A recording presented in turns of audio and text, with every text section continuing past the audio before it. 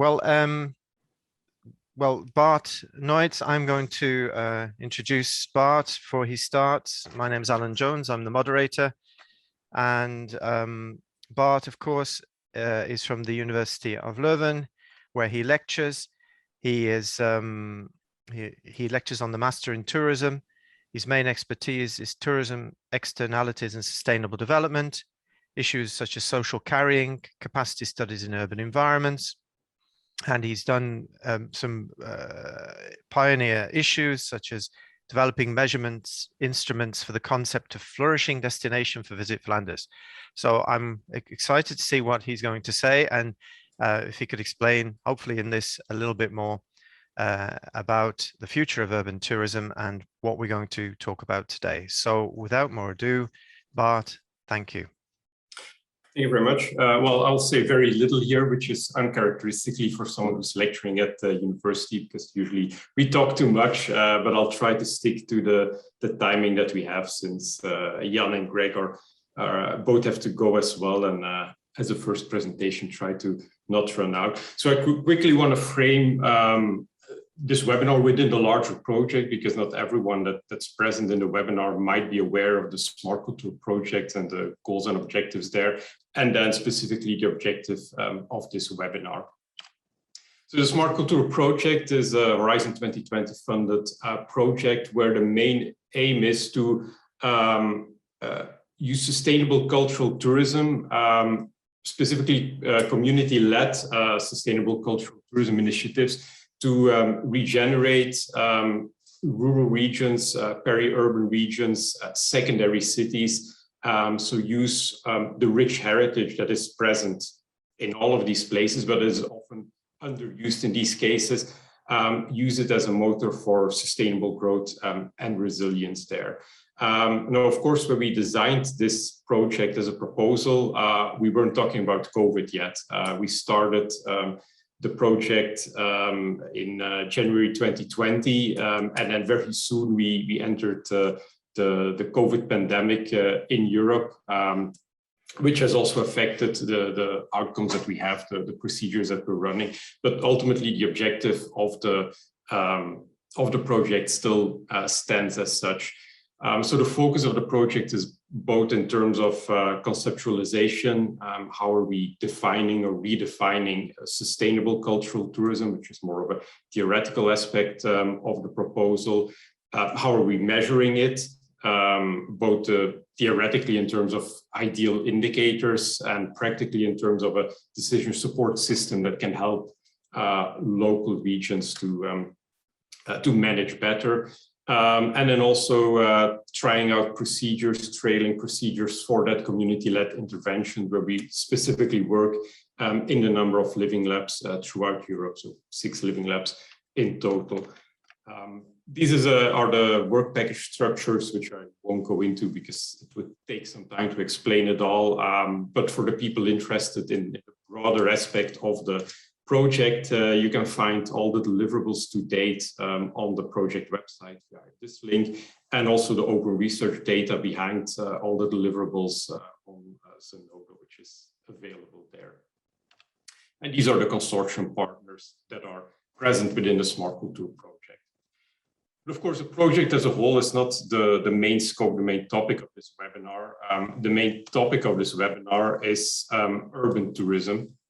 And specifically, how do we envision the future of urban tourism? When we looked at urban tourism pre-COVID, cities have long been drivers of tourism demand for both countries and regions, where according to the Eurocities Monitor in 2015, just the 10 most visited cities around the world also already accounted for close to 14% of all international tourist arrivals.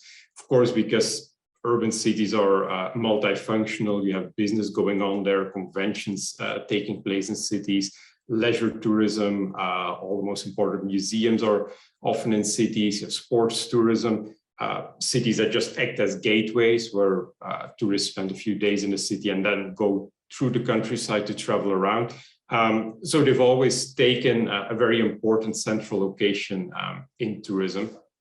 And there was a growth that was also often actively pursued by governments and city government policy levels, where entrepreneurial urban strategies were followed to keep on increasing tourism, because of course the economic reality of cities throughout the ages has changed from an industrial center to a post-industrial service centered reality, where now increasingly these services are also focused on the hospitality and the tourism industry. So there was a focus on trying to drive that tourist growth as an economic growth motor as well, by branding, by creating worldwide events, flagship architecture, and so forth. But of course, we entered a discussion about, well, the discussion happened a longer time ago, but it really came to the forefront about a decade ago, where we started to be concerned about all these aspects of overcrowding, of over-tourism, the effects of tourism on that urban sustainability, where especially in cases like Barcelona, Venice, Amsterdam, those conflicts became very tangible, and the question was being asked that how sustainable is this, not just from an environmental perspective, but also from a social perspective. So that was a reality we were in pre-COVID, and then COVID happened. And for the initiators, you can see that I tried to squeeze in a Metallica reference in my title here. So COVID-19 happened, and that significantly changed not just tourism, but the world as a whole, but also tourism in particular, because we as an industry are very dependent on people being able to travel on these patterns of mobility, and suddenly mobility was no longer possible. It was one of the main drivers of the spread of the pandemic. So we saw in 2020 that there was a drop of minus 74% of international tourist arrivals. GDP-wise, there was a drop of over 50% in economic expenditure. So a huge drop that you're all aware of. And also new travel patterns that started to develop as a result of that, where we couldn't travel abroad anymore, or it wasn't safe to travel abroad. So there was more domestic traveling taking place, and also a change in where people went to. So refocusing from more of an urban focus towards a rural focus, a natural focus. And we saw that there was a shift from carrying capacity issues in cities towards a shift of carrying capacity issues in national parks, in local regions where people went to bike and walk. And that happened throughout Europe there. So there was a changing pattern in tourism demand during COVID, and now also in the post-COVID pandemic. And now we see that, even though we cannot really talk about post-COVID yet, because we're just talking about maybe a new lockdown in Flanders, but we see that there is a very slow recovery, and that recovery is also happening at different speeds. I just looked up for my region in Flanders, the most recent numbers. When you look at the difference between the more rural areas of Flanders, they have been growing again compared to 2020. So there's been an increase of 8.7% in arrivals again. But when you look at the cities, they're still lagging behind, and they're still decreasing in arrivals. So they haven't been able to recover yet, for a variety of reasons. On the one hand, because they're much more internationally focused, and it's international tourism that is lagging. They're also more business centered, and business tourism is not picking up yet. But depending on the regions, it seems that cities have a more difficult time to coping with the COVID pandemic and to recover from that. And that changing trend and disruption and different speeds of growth there, of course, cause problems on an economic level for the entrepreneurs in the cities. But it also creates opportunities, because we were coming from a situation where in certain cities there was an aspect of unsustainability towards that tourism consumption. And now there is a chance to rethink tourism on how it was happening. And that's where the central question of this webinar comes from. What will the future of urban tourism look like? How do we see it develop? How can we help it to develop in a more sustainable, more resilient fashion that also serves the local communities? So looking at where we come from, now the disruption of COVID, and where can it lead to if we dare to rethink urban tourism, and where do we see it heading considering the current trends? So that was the introduction from my side, and then I'd like to give the floor to Jan Otterborg, who is the first panelist here. If I may, just the participants, there's a Q&A box at the bottom. Please, if during the course of the event you have questions, please put them there. Don't use the chat. The chat, we're monitoring it, but we won't use it for questions. So please focus there. Thank you, Bart. I think just to two things, and take advantage of being moderator here. I think we've seen the stop-start of the tourism economy the last literal days or hours, and this could be an issue or a trend for the next period. Stop-start, depending on the waves and how COVID develops, and also we here in Siam we run the Living Lab for Huesca in the Pyrenees, and it how to say this, that the rural and nature tourism has actually, in some aspects, benefited from all of this. So the impact of urban pushing out to people looking for nature and for clean air, literally, has been an issue. So now I'm going to pass to Jan van der Borg, who is, this is the keynote, What Future for Urban Tourism?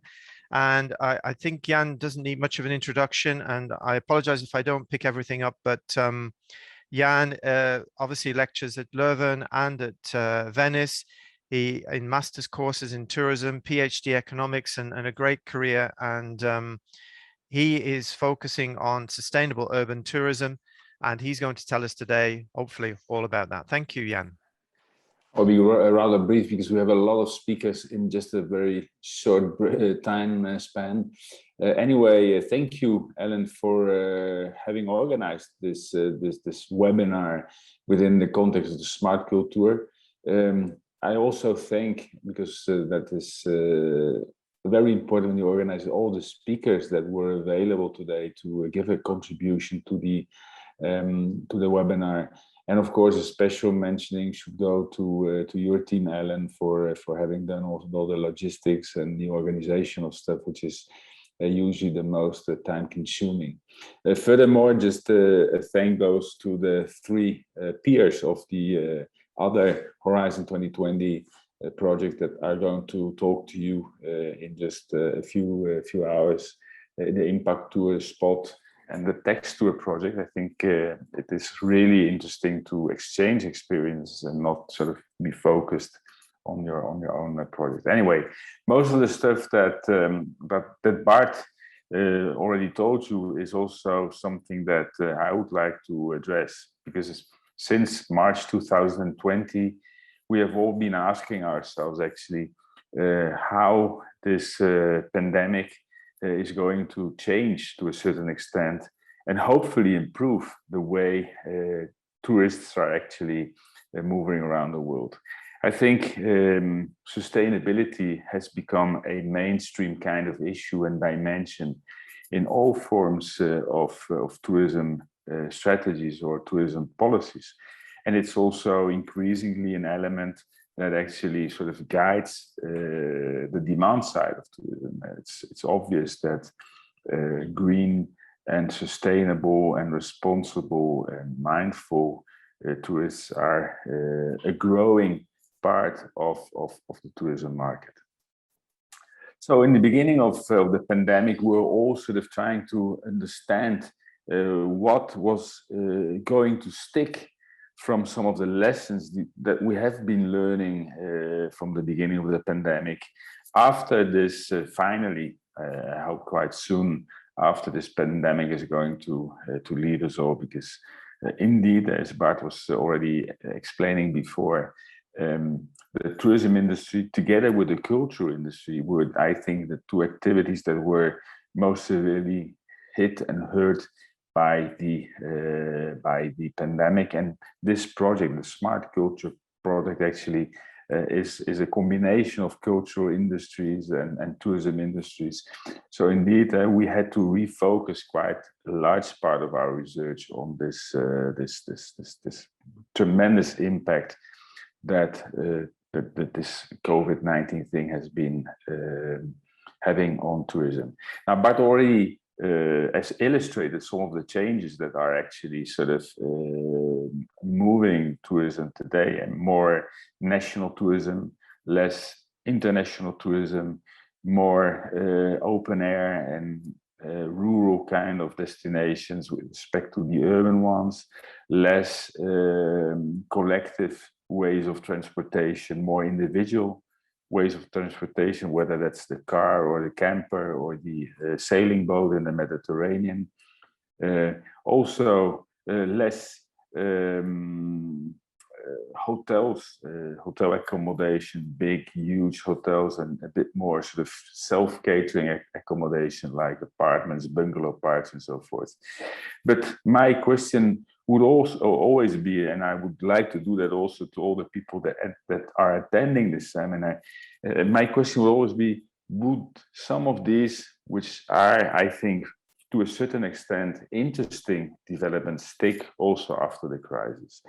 And Bart gave a really nice picture of what happens in Flanders. And what you seem to be saying, Bart, is that some of the stuff seems to have a more long-lasting impact on tourism demand than you might expect.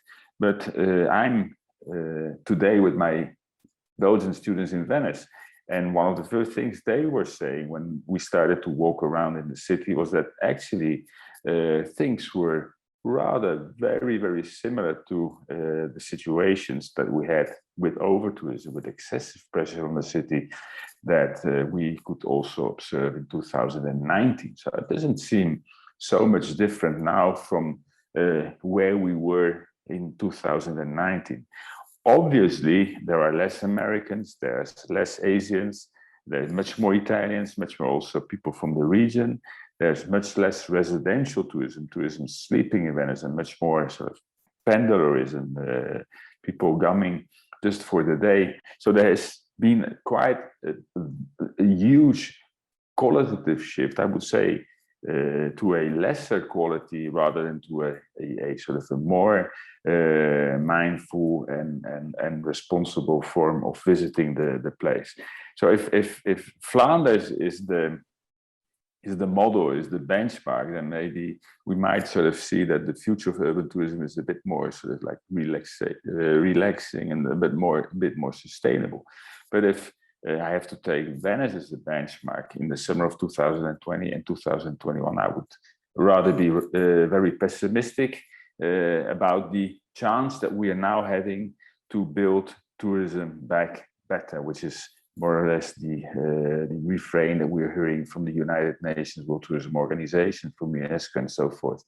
In other words, I think we still have quite a lot of uncertainties to really sort of give clear answers to either policymakers or locals, the local population, which are an increasingly important stakeholder in tourism development strategies, and to also the industry. There's still a lot to understand from actually what the reaction is going to be of the tourism industry and of the policymakers and the visitors, and also, of course, the population. I'm, and I said it before, a bit pessimistic, because I think it's very, very obvious that people that have been restricted in their travel behavior really would want to start traveling as if it was 2019. And I can also understand part of the tourism industry being really, really sort of focused on making profit again. You saw the figures that Bart was presenting. They are really catastrophic for a lot of tourism enterprises.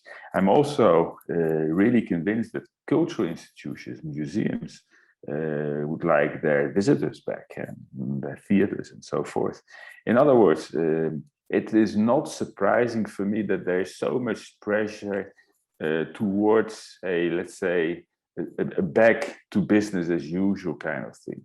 And that makes it, for me, even more important that policymakers, whether they're local, whether they're national, or whether they're European, that policymakers actually compensate for this sort of a really huge drive to the back as usual, that policymakers actually become the needle that actually sort of brings the situation into balance and actually comes with recipes, comes with guidelines, comes with suggestions of how indeed after this pandemic we can build tourism back better, so that in the end actually we come to some kind of a win-win situation in which all the different stakeholders are doing things better, are actually interested in a new business model. And I think Elke and Greg and others are going to talk about it, where quality goes over quantity, where the locals and the local entrepreneurs are the essential stakeholders rather than the big multinational tourism firms. I am, well, pessimistic, but also optimistic. I had a chat with one of the directors of a very big zoo in the Netherlands, and he said that because of COVID, he was implementing a lot of new techniques like the reservation to the zoo and so forth, so to avoid queuing, to avoid sort of masses getting into. And what most of his colleagues were saying, that they were going to maintain these kind of instruments that were invented for COVID also after the crisis, because that made the situation, the return on their investments actually more positive than it was before. So let's indeed sort of make sure, and maybe the SmartCulTour is going to make a huge contribution towards that scope, that indeed we will be able to learn some lessons from this pandemic, make the cultural sector and the tourism sector communicate more intensively among each other, and indeed sort of see whether we can make tourism development everywhere more sustainable. That would be my sort of wish for this project, but also for tourism at large.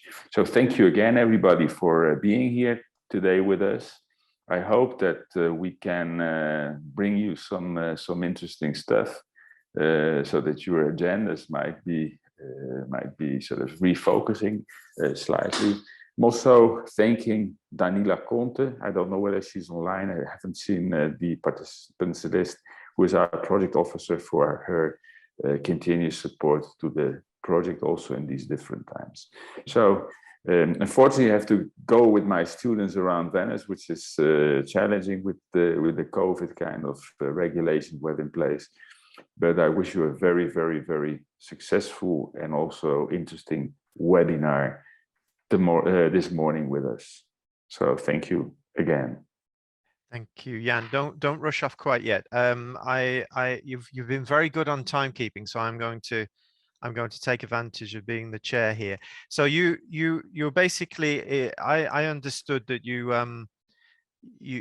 recognize the value also of rural natural tourism as well as urban tourism. So and I think this in SmartCulTour project, we have living labs from different areas to try and balance this sort of focus on urban areas and sharing it out. So perhaps the experience of the tourists will be perhaps to stay in Flanders and to journey into Brussels from time to time, or to the theatre. So that I think one of the, if I am understanding this sort of mix of being in a rural area or the urban tourism policymakers working with their local rural areas could be an issue. And the other point I wanted to make is that you mentioned policymakers. So well, they will expect something from us. And when I say us, I mean the other projects as well: Impact Tour, Spot, Text Tour, and SmartCulTour. Surely there's a paper in the offing from us on what you said, build back better. How should we build back better following this crisis? Isn't the responsibility upon us now? Yeah, I think that this is a responsibility that we have to be aware of. Again, making a reference to the recent things that we've been doing here in the Veneto region in Italy. There are indeed a lot of areas within the region, like the Dolomites and like for example, the Riviera del Brenta, which is very close to Venice for those who know the area, which are actually experiencing a boom in the number of overnight stays since March 2020. So in other words, indeed, there will be losers and there will be winners. But for me, it's still not really clear what of these novelties are going to stick with respect to urban tourism, and which are just sort of as soon as the COVID crisis has been sort of leaving us. And I hope that this will be really in a short time. Whether people just go back to take their low-cost flight to Malaga from Rotterdam, spending 40 euro half a day there, more or less, net time they have available at the destination and fly back, or whether they actually sort of continue to go closer to home, doing stuff in the countryside, maybe actively with the bike and so forth. So for me, this is something that really sort of, I think, we as academics, as politicians, policymakers, as of course also entrepreneurs, and as also local representatives, because of course one of the novelties of the last 10-15 years is the rise of a local voice in the whole debate. I hope that we can together sort of come to a sort of a synthesis of all this, and indeed, as also Co has been telling his audience recently quite often, whether we are or not able together to build tourism back better, which for me is more sustainable, with a carbon footprint that is less sort of aggressive, with also some community-based tourism, which is now still, for example, in Venice and other places, a bit missing, and so forth. Creative tourism, correct, is still for me one of the forms of tourism that might be sort of making a difference here, and so forth. So thank you, Alan, for this opportunity to clarify some stuff. Thank you, Jan, and we're going to miss you when you go this morning. But well, I will be back, but I don't know at what stage of this, because I have to get back in this rain from the Biennale where my students are going to go. Okay, but good luck in any case. Thank you, Jan. I'm now going to pass to the.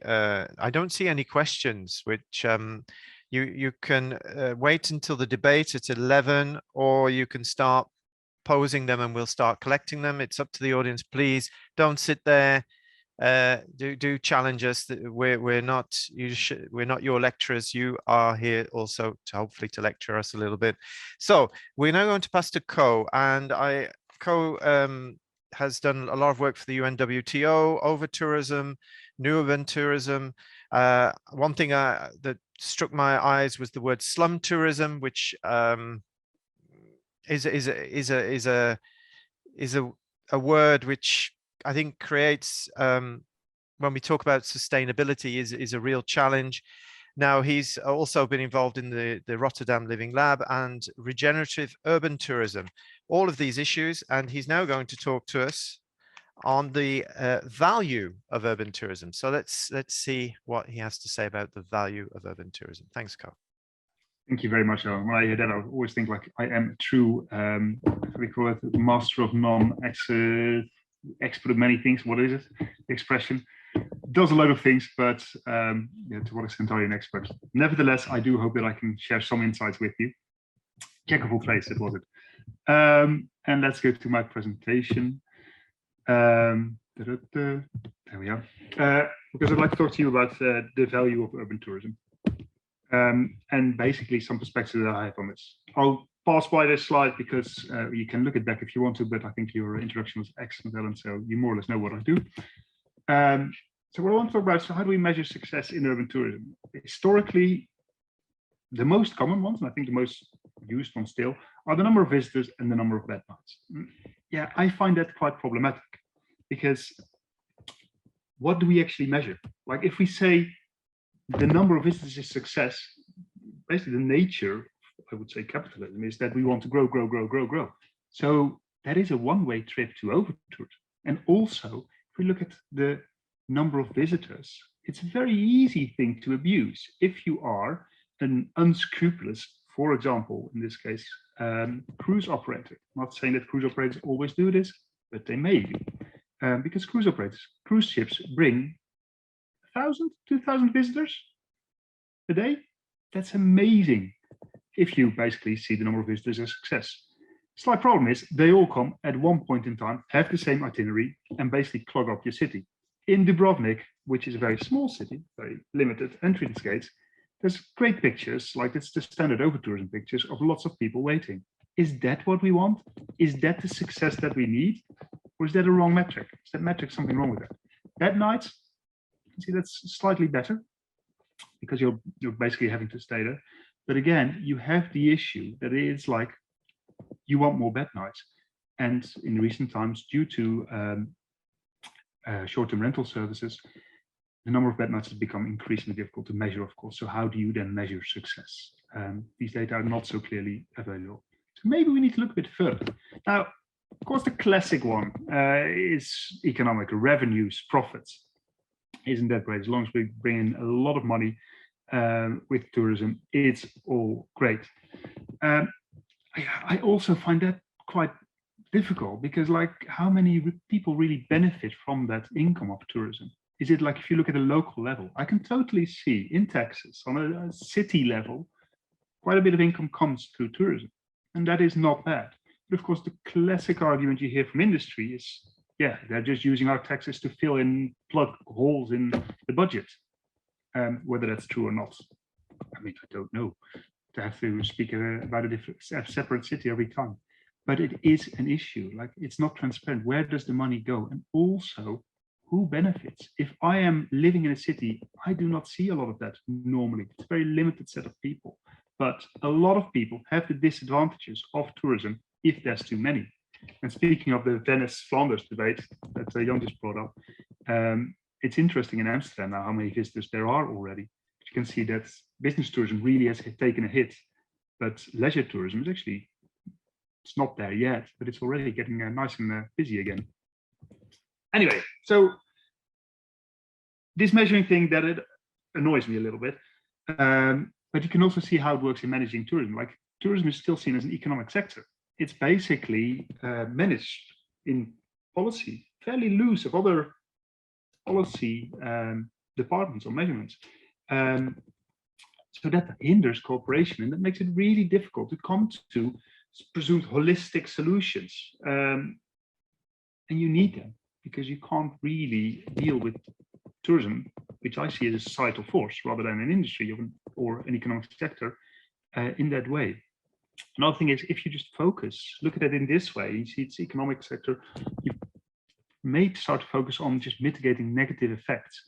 And you don't really look at what other value tourism can bring. So that's what I want to talk to you about. It's also the citywide, we can talk about it later. So I'm not going to talk you through this whole model because it's regenerative tourism. Everybody's talking about it. So it's the what is the thing of the week. However, what is important has some really valuable points, I think. Like, sees tourism as an integral part of a destination. So not an economic sector, integral part. We go from managing tourism and tourism problems to looking for solutions for alternative, diverse value creation, looking beyond dualities. I mean, Jan said it very nicely that you have the visitor, the local visitor versus the international visitor. One we might call a tourist and one we might call a leisure person. What's the difference? Same with a tourist versus a citizen. Is it not about the role you play? I also basically sometimes am a tourist in my own city. And production and consumption, we can also see that emerging. So let's start thinking a bit broader for future tourism. If we want to use tourism to improve the quality of destinations, we need to aim for that and strive for that. We should not try to be sustainable, because sustainability in essence tries to perpetuate what is there, not make something better.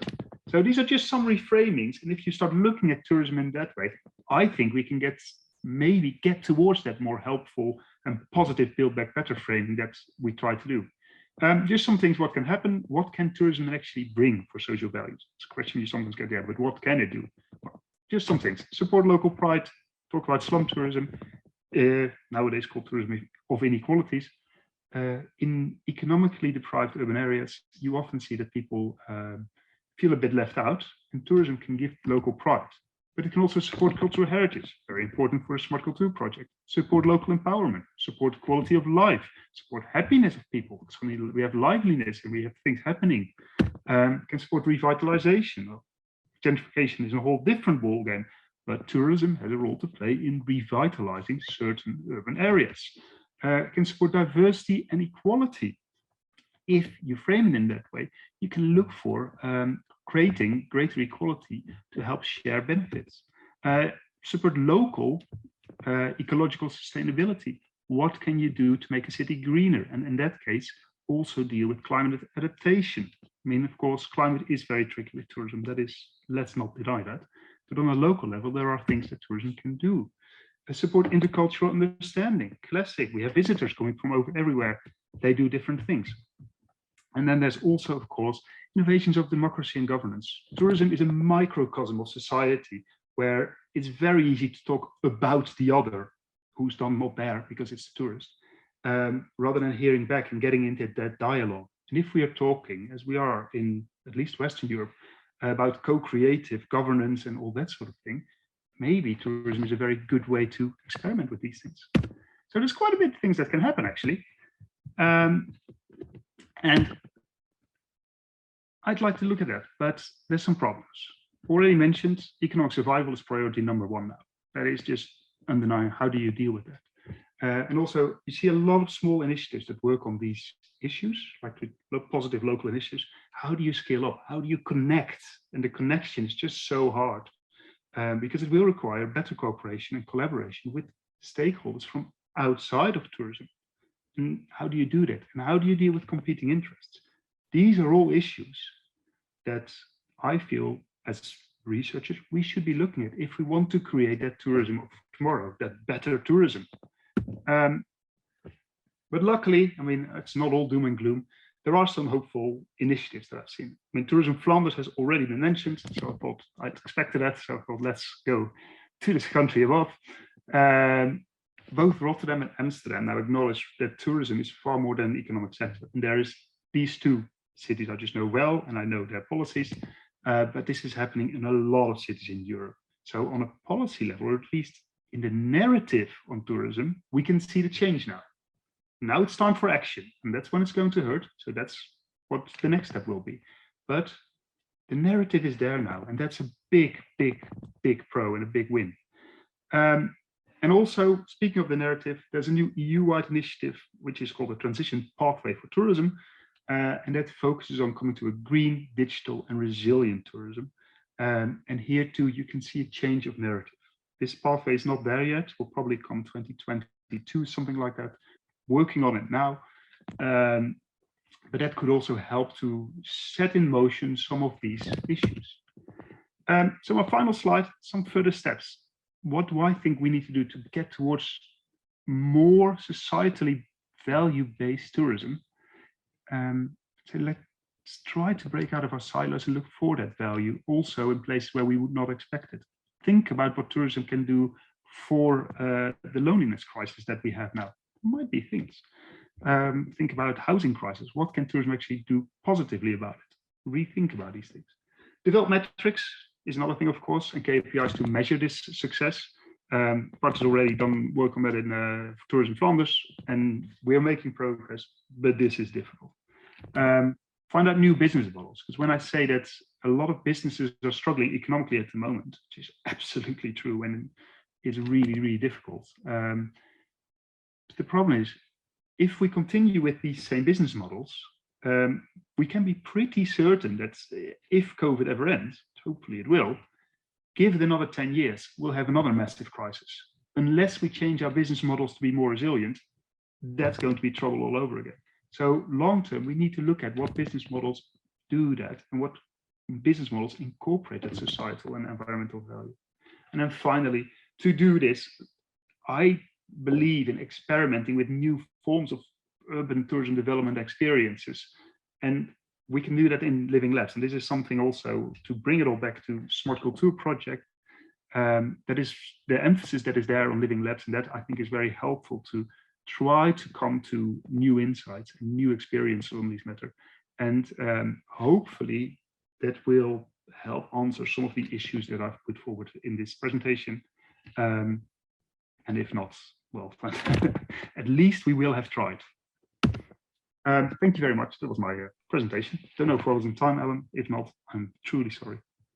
No, I think we're doing more or less okay. Thank you, Co. I think yeah, without taking too much time, you mentioned new business models, and I think this leads into Jan, what he said earlier about we have to give advice to policymakers. And there are many things: green, digital, resilient.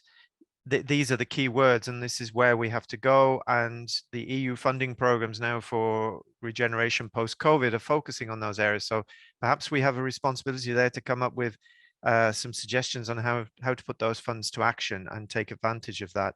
And you mentioned about stakeholders. We're doing that in SmartCulTour with our Living Labs, multi-stakeholder. We have to make that work and ensure that this is not top down and that we're listening. So sustainability, I'm going to push on. And you also, I'm going to bridge now to Greg Richards. Greg, again, I'm very humbled by the level of the experts here. And Greg is, I don't know how I can summarize his experience, but what he has recently published on rethinking cultural tourism and small cities with big dreams. Apart from a tremendous career, placemaking and events and lecturing at Breda and Tilburg, you all know him, doesn't need much introduction, but I think what you said, Co, bridges very nicely to what he said. You mentioned the cultural issues and the way, the value of the cities. And one thing that Greg is going to talk about, and I really want to hear about, is the craft beer. But I've perhaps given part of it away, because for me that's culture, and it's even my local city, and craft beer would be important for me. And I see myself as a tourist. So Greg, I will shut up and let you talk, please. Thank you. Okay, Alan, thanks a lot. If I'd have known I was talking about craft beer, I would have done a slightly different presentation, but still, I will mention it. I'll try and share my presentation, see if that works. Hopefully you can now see it. And hopefully now in full screen. So I've been asked to say something briefly about what might happen with cultural and creative tourism in the post-COVID era. So I'm just going to look at the very practical consequences for a start, the short-term view. We've been doing some research on cultural tourism in Portugal during COVID, part of an ongoing program run by Atlas. And this is very interesting because what it shows is that apart from the fact that there wasn't much cultural tourism going on during the lockdown as cases increased, people's experience got less and less engaging during the pandemic. So this is a very interesting outcome of the research, which I wasn't quite expecting, but clearly there is a problem in terms of cultural tourism in the pandemic. And this, of course, has to do with the physical problems of access and social distancing and all of these kind of things. But it's something which certainly requires a bit more consideration. What is happening to people's experience of cultural tourism as a result of the pandemic?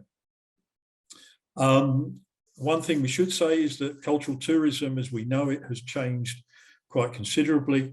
This is something that is dealt with in more detail in the Rethinking Cultural Tourism book produced by SmartCulTour. Essentially, what's happened is that the kind of high culture, visiting museum and monuments, cultural tourism that we're all familiar with has gone through a number of changes. First of all, to becoming mass cultural tourism, driving particularly urban economies, to a more diversified cultural tourism 3.0, where consumers were co-creating experiences together with the producers. And now, coinciding with the pandemic, we have Cultural Tourism 4.0, which is a much more hybrid and creolized experience, which has been forced on us by the pandemic, but which in fact was already coming. So museums have gone online, and this is just one of a series of new practices of cultural tourism which have been developing for quite some time. Street art is one of the obvious things that we see going around cities in Europe and other parts of the world. Street art seems to be everywhere these days. And now there are museums of street art. So increasingly, it's not just about high culture, it's also about popular culture, street culture, and everything else, including craft beer.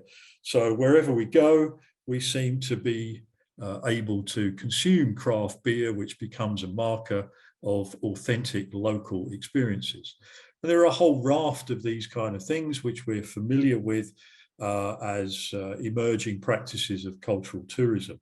So you can cruise like a local in Amsterdam, as well as picking up the plastic, which Ko was showing on one of his slides. We are aware of the incredible growth of bike tours, not just in cities like Amsterdam with a culture of biking, but it seems everywhere you go now, there are bike tours being offered to cultural tourists and to tourists as a whole. So there are a whole raft of these new cultural tourism practices emerging. And the important thing that we have to consider is that these changing practices also change places. And part of the placemaking model, which we introduced in the book, Small Cities with Big Dreams, is the fact that resources of a place, like a city, are used by people, which then gives them meaning. And with a bit of creativity, you can engage those practices to change place, hopefully for the better. So this change in the practices of cultural tourism has real implications for cultural tourism destinations.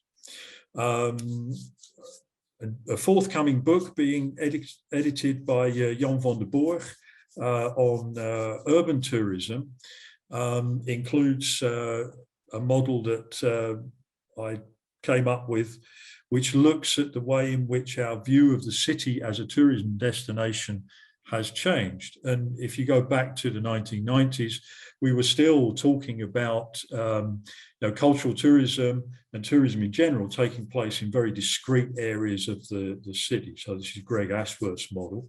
By 2011, then we saw a much more diversified pattern of clusters of different types of tourism activity emerging in the city. But I think what we're now increasingly familiar with is the live like a local city, where the people next door are the Airbnb clients that are keeping us up all night because they're no longer using hotels in a nice discrete area of the city. They are now living among us. So the divide between who is a tourist, who is a resident, as Ko mentioned, is becoming increasingly difficult to make. But this is also having real spatial consequences in cities. So I think in the post-COVID, hopefully, cultural creative city, there are a number of things that we will see happening. Certainly, we will see an extension of this culture 4.0 situation, where hybrid experiences become increasingly important in our cultural tourism consumption. So we won't just be looking at physical objects in the museum, it will be a much more hybrid, mixed experience. As these kind of experiences become more and more prevalent, it will also become more and more important for local places to distinguish themselves.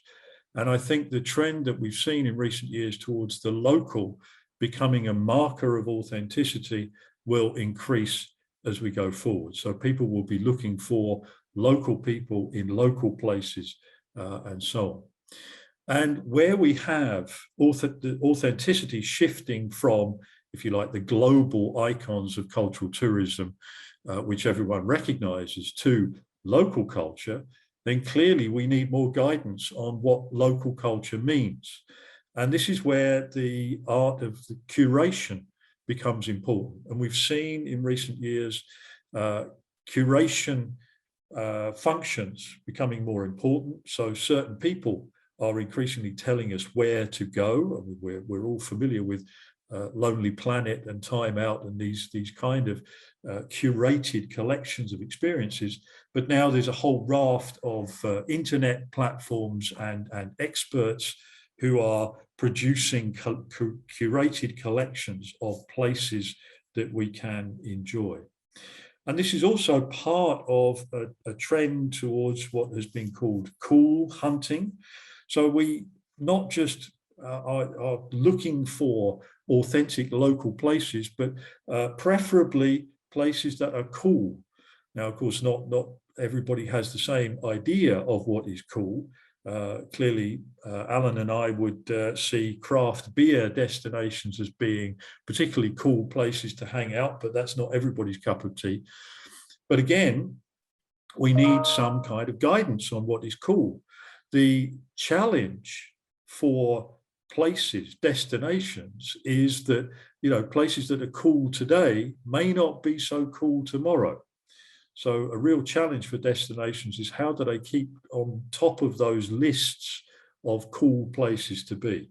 And I would argue that the key to this is about thinking about the quality of life. I mean, Co mentioned all of these kind of things that are important in tourist places, but at the fundamental level, I think what is important to consider is the quality of life of a place. Because if we think primarily about tourists, we will produce very nice hotel rooms, but we will forget about all the other aspects of the place. So I would argue that we need to think very, very clearly about how to increase the quality of life for people in a city in general, and then you will also improve the quality of tourism. So I think we'll see in the future more and more of these kind of things. This is the Dutch city of Den Bosch, where we saw a physical cultural program being enhanced with digital technology in the open spaces of the city and so on. This was a very, very successful program. And I think given the challenges of COVID, these are the kind of things that we are likely to see more and more of in the future. And I see already the rising number of cities that are using light festivals to animate themselves in the winter in particular. And I think these kind of things will be increasingly important in future. So I think that's probably all I've got time for. But if you want to know more, then there's plenty in the book and also online that you can have a look at. Thank you very much. Thank you, Greg. And you've done my job by bridging to the next speaker, because you've mentioned the quality of life or the quality of the city. She's going to tell us for whom. It's Elke Dens. Obviously, Elke has worked for many years in the Flanders Regional Tourism Board, and she's an expert on regeneration. She's also a member of the European Travel Commission and worked for the UN. And she's found many NGOs which I think show that her commitment to this area is genuine in the sense of a social impact, because she's focusing on Travel Foundation, Impact Travel Alliance. Elke, can you please tell us now quality of life for the city and non-citizens? Yes, thank you, Alun. And thank you for having me, not only as the one and only female on this panel, but also as a practitioner who likes to be among academics.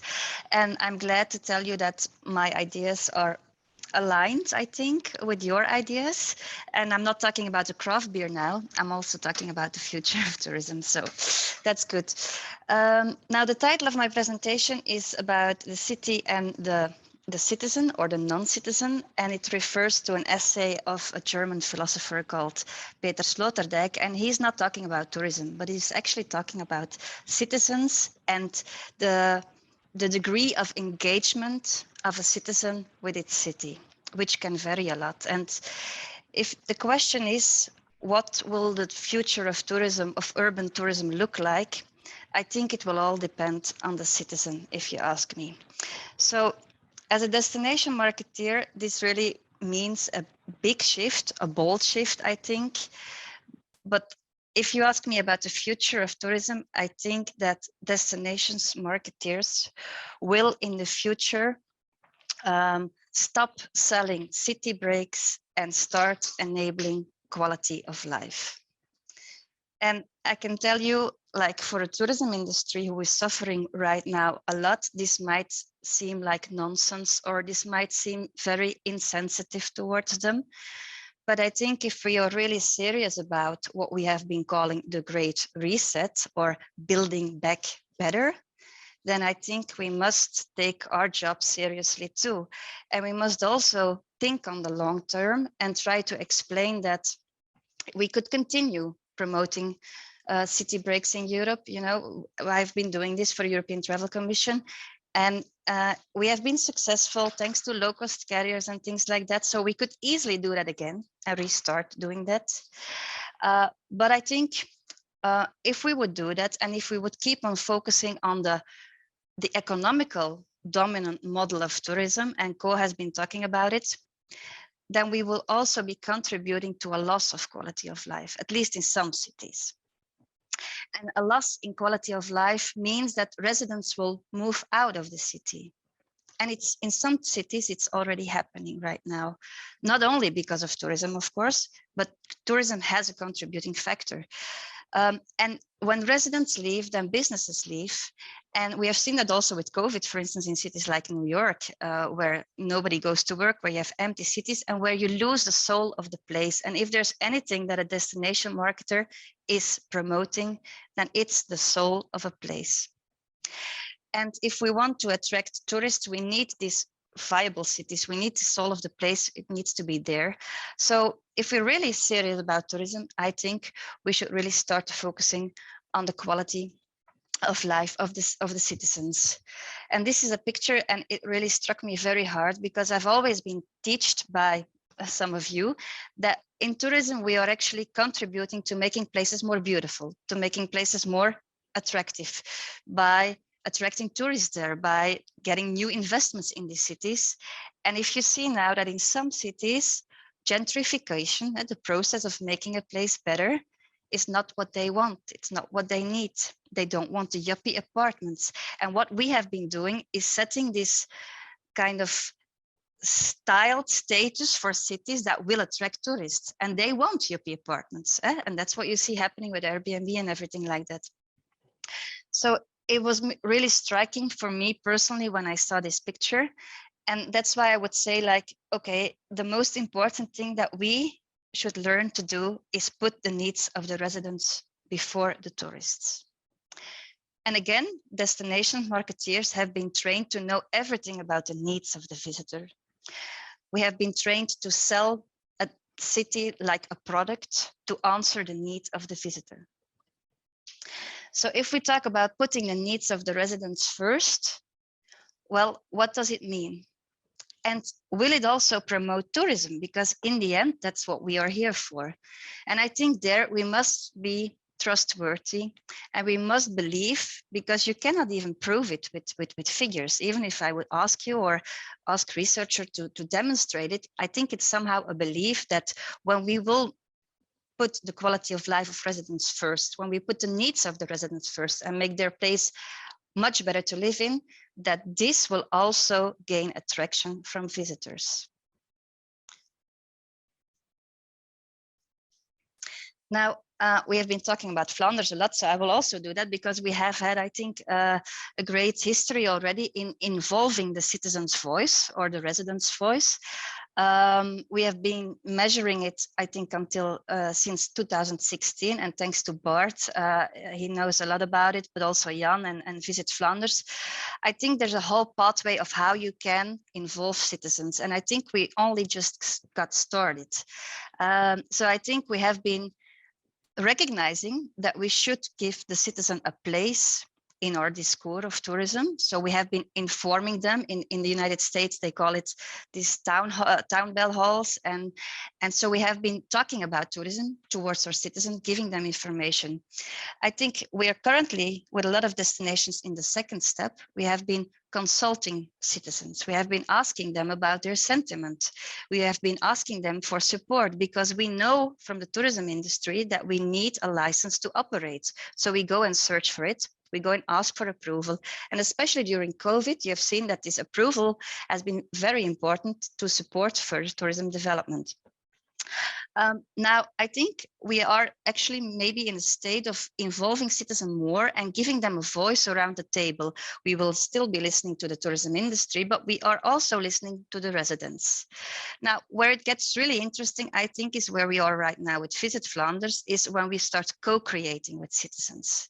It's not easy because it's a totally new mindset. It's not about our marketing campaigns and how they can have a role in that and how they can help to be ambassadors. This is really about listening to them and trying to co-create the future of tourism. And where I think we should be heading really is to the point that we actually give them the most important voice. And we consider tourism not as an end goal, but as a means for their quality of life. Now, again, this is Visit Flanders. We have been, like I've told you, measuring the support of the citizen, of the residents, and we've also been measuring the impact on the livability of the citizens. And it looks like this. And actually, we don't have such a problem yet, I think, which is good. If you look at the negative impact of tourism, what interests me even more as a destination marketing is how I can contribute to the positive impact of tourism. And here it gets really interesting, but I need to know more than just this general interest. I really need to know for every place that I would work for and that I would promote, how can I contribute to the quality of life of people living in the destinations? What is important to them? And I usually use then this cake, let's say. I call it a community cake, a citizen cake. You can call it whatever you want. And I've used a few aspects, I think, that Co already mentioned. And you could slice it up into 4 general segments, let's say. It's about the economic well-being, which we have been doing very great, I think, in tourism, if you look at the jobs and things like that. It's also about the environmental well-being of a place and people living there, and also about the cultural well-being and societal well-being. Now, I've made this little cake for a place in the USA, Austin, Texas, and there they find music very important. So it's kind of the soul of the place. It's the music industry. And what you see there is that the cultural well-being of the place is really nurtured thanks to tourism, because every tourism, let's say 15% of the tourism tax paid by a tourist, is invested in young local musicians. So you see that the whole, let's say, the proudness of the place, the ecosystem in Austin gets fed, let's say, thanks to tourism in a very positive way. Now, this is just an example to make it more understandable and tangible, but I think every place could make a cake like this. And I think that's what we as destination marketeers need to have in order to be able to know and to see where we can contribute to. And yeah, I don't know what my timing is, but I was just going to say that in the meantime, because we don't know yet much more about the quality of life of all these destinations, I think in the meantime, what are we doing? We are trying to nurture the host communities in a better way than we have been doing so far. So just to give you a few examples, we are looking at how can we ensure that foreign investments are benefiting communities? How can we reduce leakage? How can we, and you already talked about the new business models, how can we partner up with new business models? They exist, like Airbnb, for instance, where you keep the money in the community, but where you also benefit in community projects with 7.5% of every booking made. And how can we maybe make sure that the visitors that we as destinations marketeers are attracting are the ones that care for the things that the citizen is caring about? And last but not least, especially for cities, and again, maybe it's an example of Visit Flanders that I would like to share. It's about how we can connect the city, and especially the small cities, with the suburbs and the rural areas in the neighborhood. And just to give you a last example, what our minister has done with the COVID funds for tourism, she has been investing in 4 national parks. So she has been giving money not to heal the industry, but really for the future of tourism, to make it better by developing new rural areas that will also benefit the residents living in cities and the people visiting those cities, because it's so connected. And if it's not connected, then it's up to the tourism marketers to make the connection. Yeah, and that's it for now, because I don't have much more time, but I'm happy to share with you many more ideas. Thank you. Thank you, Elke. We'll now go into a debate, and I'm gonna, it's not in order of preference, it's just what's easier to handle. Xavier Matucci, perhaps, but I think everyone can see his question. He would like to ask panelists how they think it will be possible to involve the state in regulating tourism for the benefit of locals. So I think he's asking for concrete measures to give to politicians, which echoed what I mentioned earlier to Jan, that the onus is upon us now. And also linked to that, he says, how to compel policymakers to ignore the narrow interests of the tourist trade. So panelists, please, could you either jump in or raise your hand?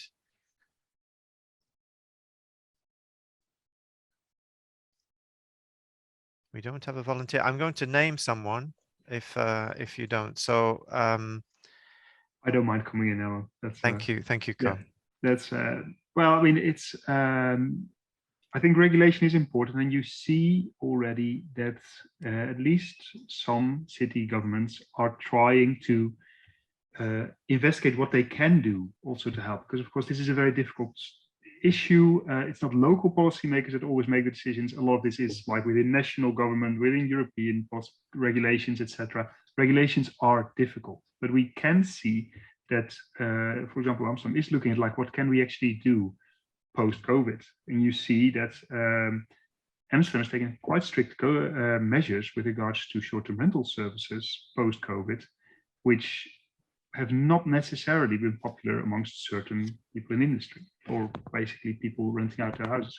So things are happening. I think important here is just open the debate and try to highlight what do we want with tourism? Because I think that's where it starts. And I think Elke also really focused on that nicely. It's like, do we want tourism, or do we want a nice place? And the two are not mutually exclusive, but it is useful to look at that. And to add to that, because I see Greg raise his hand, so I'll calm it down. The narrow interests of the tourist trade agree that there is an issue there. But what I always find fascinating is the example again of Amsterdam, where several tourism entrepreneurs were a bit in despair, who said, look, we've always done what the city asked us to do. We've brought tourists. That was our job. We've done it. We're good at it. And now suddenly we're really, how is that possible? So I think there is an awareness, at least among some entrepreneurs, to also make their city better, nicer. It's just like, it's not top of their minds, basically, at the moment. Their top of minds now, how do I survive, and how, unfortunately, how do I make a lot of money? So I think there's room for us to engage with policymakers to set out, support them and help them set out more stricter guidelines. Sorry. Thank you, Greg. And Lydia's question was basically, I don't know if it's state intervention or state guidance she's hinting at. We've all seen this under COVID, and it comes again to freedoms, individual freedoms as well. But Greg. Well, I think just to add to the point that Co was making, one of the problems of regulation at the moment is that we talk about regulating the tourism industry. The tourism industry has effectively ceased to exist as we knew it, because, you know, regulating Airbnb is not about tourism. It's about housing policy and all these kind of things. So, you know, when the tourism industry is no longer clearly identifiable because it's now integrated into the fabric of our cities, how do we regulate? This becomes a real issue. So I think in answer to the initial question, I would say yes, regulation is needed, because otherwise we get the kind of problems that we've been seeing in recent years with the growth of Airbnb and all this kind of stuff. Without regulation, that will continue. But the problem is that the regulation is currently being pointed at, the tourism industry, which is then extremely difficult to regulate because a lot of these tourism activities, as we call them still, are not capable of being regulated with the old tools. So we have to think about new ways of regulating these kind of systems. And to quickly add to that is the new tools probably will also hit residents, certain groups of residents who display the same behavior. They are not going to like that. So then it becomes a political debate of like, what do we find acceptable? And that's going to be very interesting. One thing you made me think about when we set up the Living Labs and SmartCulTour was the idea was to have around the table a multi-stakeholder group of people who actually represented different interests, from residents to whatever, so that politicians, if I can say it like that, don't make policies in a vacuum. So maybe Living Labs, maybe some sort of interactive multi-stakeholder groups are necessary. How politicians have a lot of responsibility, but they also have a responsibility to make balanced decisions. And I think residents and local residents have a role. I think we're getting a lot of comments in the question and answer. I would appreciate questions because it's struggling. I'm struggling to read through the comments without seeing the question. So I apologize for that. Would anyone have any additional comments on this present conversation or debate who'd like to add anything? Now, okay, so obviously, of course, I expected this. The pandemic has been mentioned, and there was a question about new variants and how do we manage for that. I don't think we should get into new variants, but what we should get into is possibly what I mentioned earlier about the stop-start approach to the tourist economy. This is something that how I'm going to therefore take the COVID question, because it's new variants is basically this: we're stopping, we're starting. So to the panelists, how are we going to deal with this stop, start, up, down, and in certain situation, because you open the TV box every morning and you don't know what you're going to hear next. So how can you plan tourism in the measures in the present climate? I'm going to ask Elke. Yes, thank you. Well, what I've done during the last 2 years is used scenario planning to do this. It gives, how do you say, some support for also the partners in the tourism industry, because they know, okay, we are in this scenario, which means that we can do this and we can't do this. And then when you are like in another lockdown, almost like we are now in Belgium, you know, okay, so we will move to a different scenario, and in this different scenario we only talk about the destinations, but we don't ask people to come. So we don't use conversion activities, for instance, and the hotels might also, yeah, so we have this whole, let's say, cooperation model.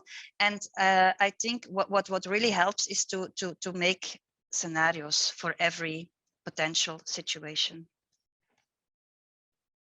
Because I do think what is important is that you all work together with your partners. If one hotel does this and the other hotel does this, then you will start to having competition, which is not good and healthy. You should get into this cooperative model right now.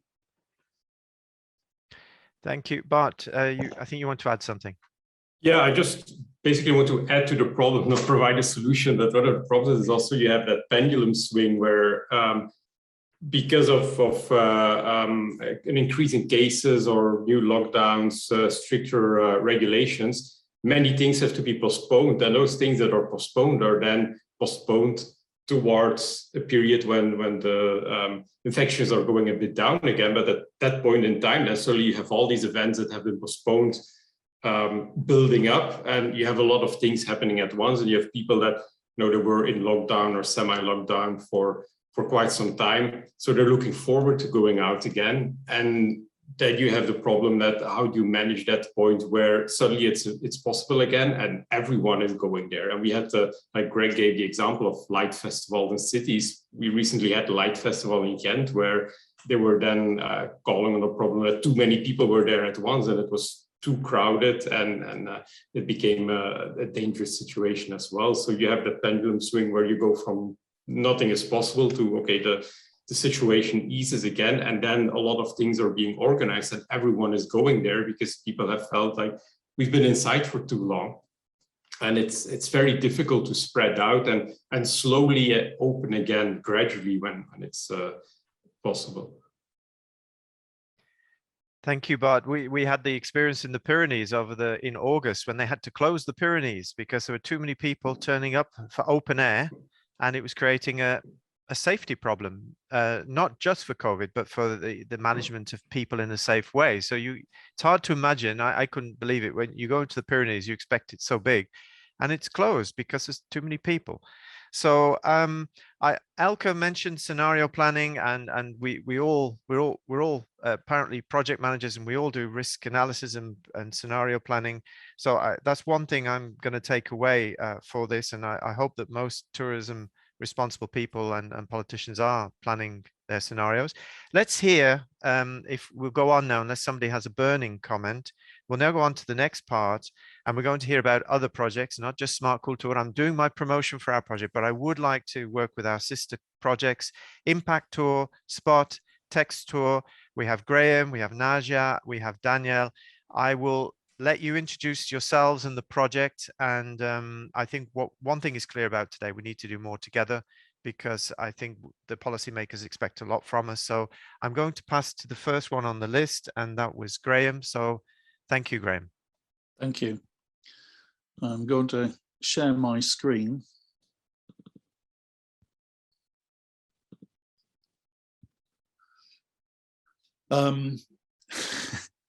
It seems as though whenever we come together on these themes, Venice, you know, it's almost as though we're part of the Venice Tourism Agency, because it just seems to feature for, in some ways, all the wrong reasons.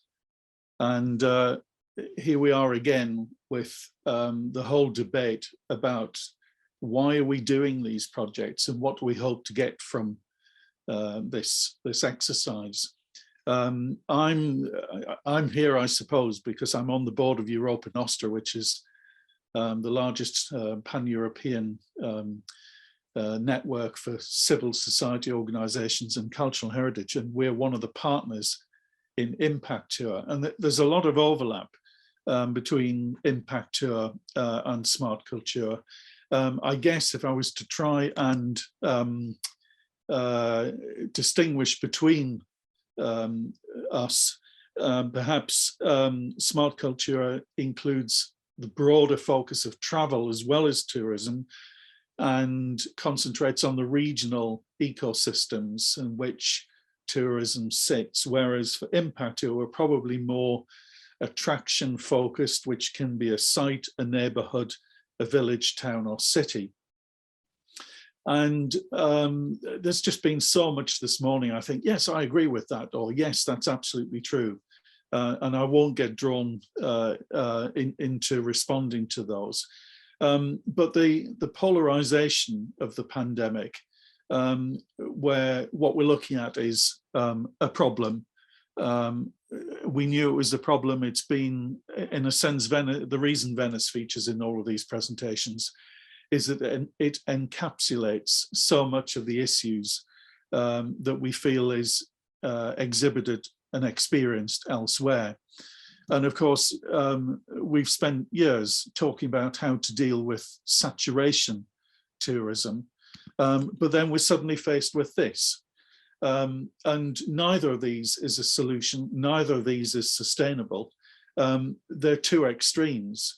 And I guess the whole principle about us being able to manage tourism is not that we're trying to stop it or encourage it necessarily, but we're trying to control it so that it is optimized according to location, whether it's a remote rural economy based on perhaps almost entirely on tourism, or whether it's a complex city with multiple dimensions in terms of its economy, social structure, and so on.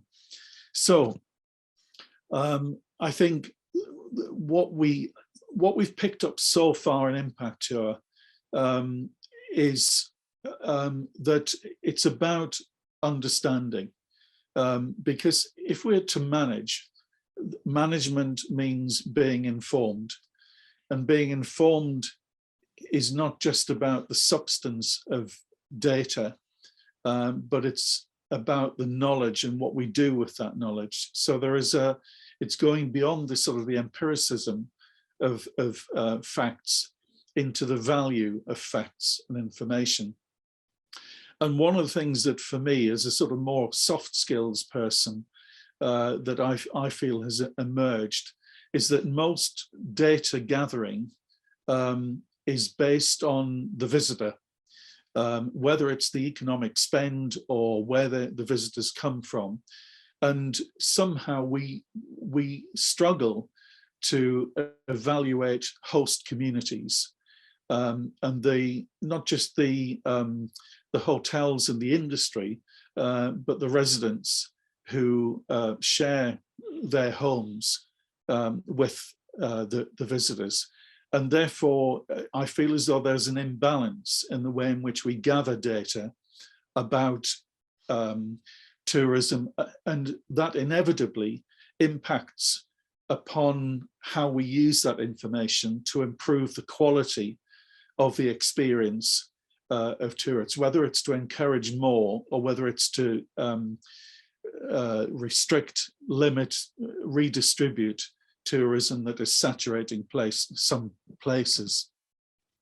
And the ImpactTour project, therefore, is really trying to look at that process of, I suppose, intervention, data-based intervention. I come back to the phrase informed intervention, of how we can manage tourism more effectively. And I think one of the things that we started in January 2020, and obviously the pandemic kicked in within 2 months. And one of the things that I also felt emerged for us as a project was that the disruption caused by the pandemic was as much about behavior in society and how we respond to the aberrations, to the disruption. And for example, Alan mentioned earlier about the Pyrenees and the rush to the wild. And there has certainly been this, sprung release after the first lockdown of people going out into open spaces. But what accompanied that quite often was the lack of responsibility, where people were wild camping, but then leaving all of their rubbish. So that it revealed a form of a dimension of tourism that perhaps we hadn't experienced previously. And I guess what that meant for us at ImpactTour was, are we actually asking the right questions about tourism, and particularly cultural tourism? So within this page, what we started to look at was, this is all about how we plan and then manage. And do we actually have access currently to the right form of qualitative data that informs the planning, the management? And I think the answer is that we're actually very good at recording tourism data, but we're pretty rubbish at how we anticipate. And COVID caught out, for example, the GLAM sector, galleries, libraries, archives, and museums. And those that were more resilient were able to move swiftly into digital and hybrid activity. But it left a lot, particularly of the smaller institutions, vulnerable because they hadn't anticipated, and they didn't have the resource to be able to adapt. And that's also led us on to the whole idea of how we can optimize an integrated approach to tourism that, in a sense, okay, no man is an island, but in a sense, particularly marginalized areas, if they don't have that capacity, where would they get the support from to be able to match what they have to offer to the markets that they would like to attract? And most of my colleagues in the project are in Matera at the moment. And these two posters, in a way, sum up what we're facing. Why is it that 11 things is awesome and 10 is just kind of doing stuff? And perhaps this reflects that undercurrent, that tourism is about squeezing the maximum we can get out of places and activities. And, you know, if this was 2 things to do in Matera, would you bother going? Probably not. So it's about, again, it's about that emotional linkage, which the data somehow needs to inform. And of course, the most recent James Bond film included footage filmed in Matera. So suddenly there will be this influx. And we've heard a number of times this morning about capacity, which is a particular issue for me. So are we about to see Matera swamped with people who maybe they're, quote, for the wrong reason or for reasons of their own, and can Matera cope? So Matera is one of the places that we're looking at in Impact Tour in terms of what is the existing data that we have? Is that representative and reliable? And then how can we use that to improve planning and management? And how can we then benchmark that back against the original so that we can monitor the consequences of change? And one thing that we haven't quite picked up specifically on this morning is what is the difference between cultural tourism and wider, or tourism as a whole? And that's quite important about the relationships that have been picked up this morning between host communities and visitors, because that is a qualitative as well as a quantitative characteristic, and something that we need to be able to recognize the sensitivity, the humanity that lies within that. So what we've tried to do is recognize, in terms of the context of Sustainable Development Goals, tourism as an activity within the holistic activity of a place, running from characterization and some of the more obvious indicators that could be measured through to some of the less obvious ones. And that then translates, this is work in progress, and you don't need to read the detail, but the principle is each indicator then has a number of sub-indicators that we can identify, quantify, and follow up in terms of relevance for the site. And in the context of COVID, resilience has really gone up the scale of priority. And as a project, that's meant that with so many different data impact pilots, partners, and relationships, it's become particularly complex. And I'm not going to go through the diagram, but the basic assumption of a diagram like this is that you start at the top left with the framework and you end bottom right with validation and tools. And certainly in my experience, even places like Sintra in Portugal, where you might go on a walk and there will be QR codes to help you with interpretation, actually the whole use of technology in tourism is remarkably basic and in many places completely absent. So where do we feel that this is going? We've had some discussions about the use of mobile phones to provide certainly accurate records about destination management, but also about the issue of privacy of data and whether using GPS, identifiable GPS, breaches personal data rules, or whether somehow it can be depersonalized so that we can establish, such as on the left, the pattern of activity during COVID in Germany, so we can see where travel is taking place, or on the right, and I saw in the chat about Glasgow. This is Glasgow at 2 in the morning. Yes, 2 in the morning, and showing the focus of intensification of activity. So to conclude, really, my interest in the liaison with SmartCulTour is, in the UK, it's been said that 1 in 20 people who get COVID end up with long COVID. That means they may not recover for months and possibly may not recover at all. So imagine if 1 in 20 tourism locations never recovered from COVID, what would that do? I think we also have to stop thinking and talking about post-pandemic as though we need to get through it and then we'll be all right. And that even this morning, the news from South Africa about a variant that has mutated so many times that it's probably going to be completely resistant to all of the vaccinations that we've seen so far. So how do we live with the resilience of that? And then just looking at the data, I've said, you know, data is information, but it isn't knowledge. That doesn't give us the sense of humanity about what we're dealing with. And I think we have to improve our ability to predict the relationships upon which tourism is based, and to put that, as has been said this morning, in a way that does not perpetuate the silos. So thank you for that.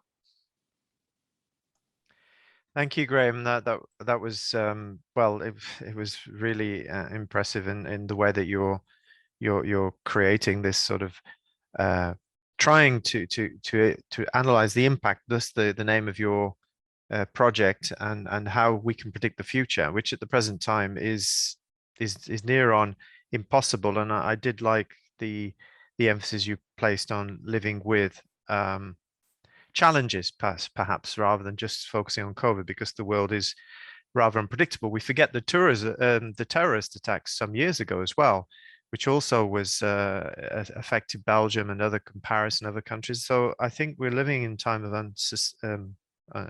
unpredictability. So I think that what you're working on really will help us with that.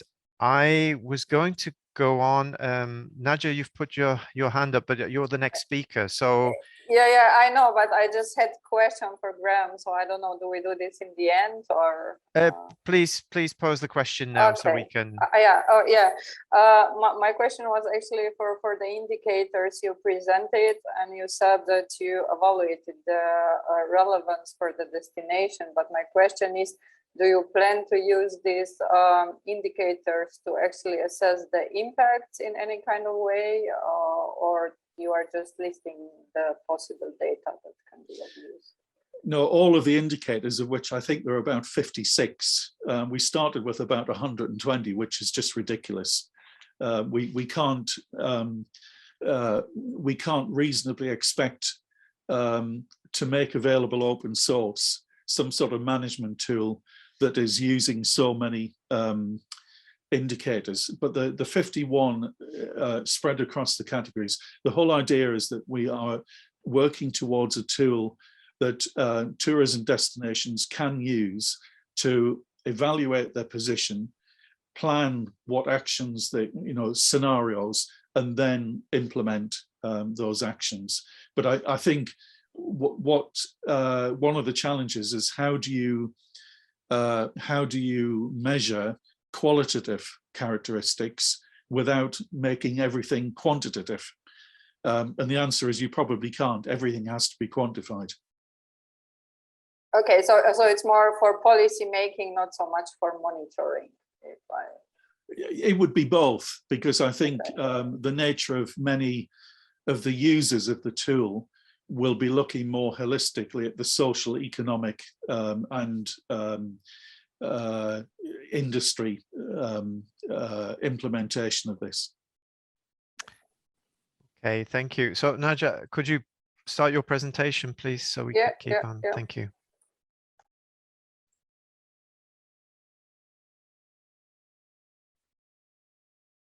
Okay, you see okay? Yes, perfect. Okay, So my name is Naya Marot. I come from University of Ljubljana in Slovenia. I am actually today representing another Horizon project, which is called SPOT. And the whole idea of this project is to actually prepare a social and innovative platform on cultural tourism and actually assess how it contributes to Europeanization. So I think we present today the project that more or less started the same in January 2020, just before all this hit us. We are quite a big project in terms of partners. We are 15 altogether, 14 from European Union, and then we have a partner from Israel as well. And as I said, the territorial focus is also on disadvantaged areas, like the SmartCulTour project.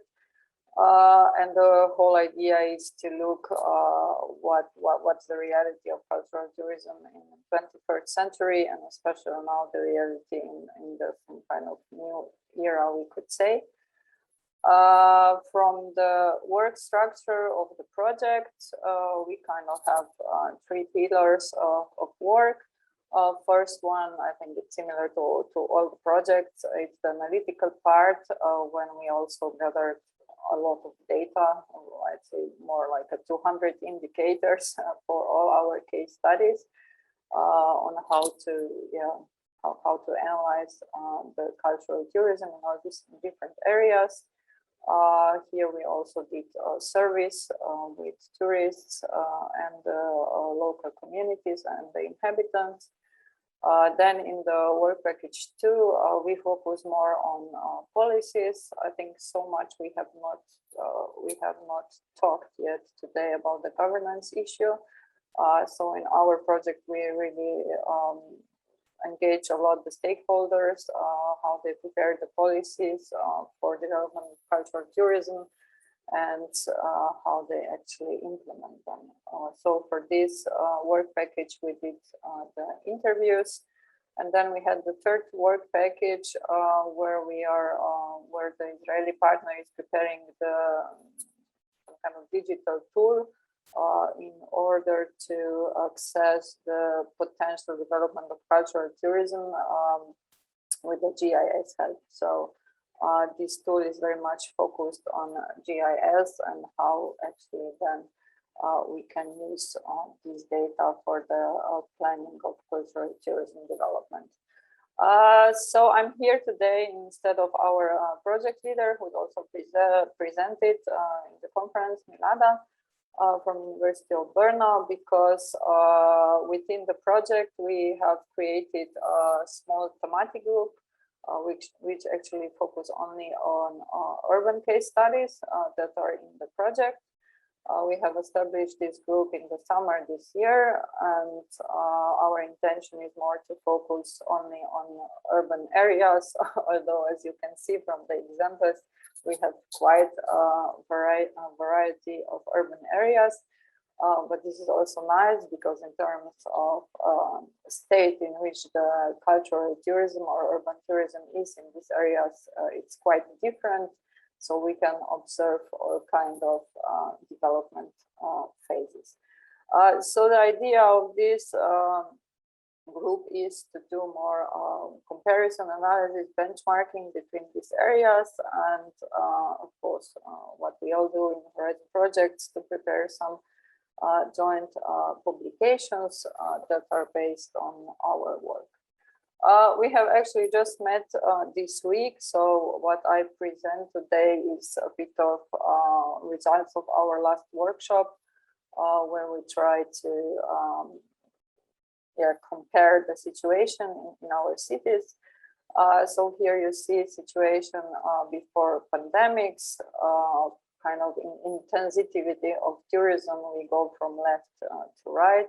We have Barcelona as we would say one of the hotspots of urban and cultural tourism in Europe. Then we have Ljubljana as one of the most central, propulsive, we could say, Central European urban destinations.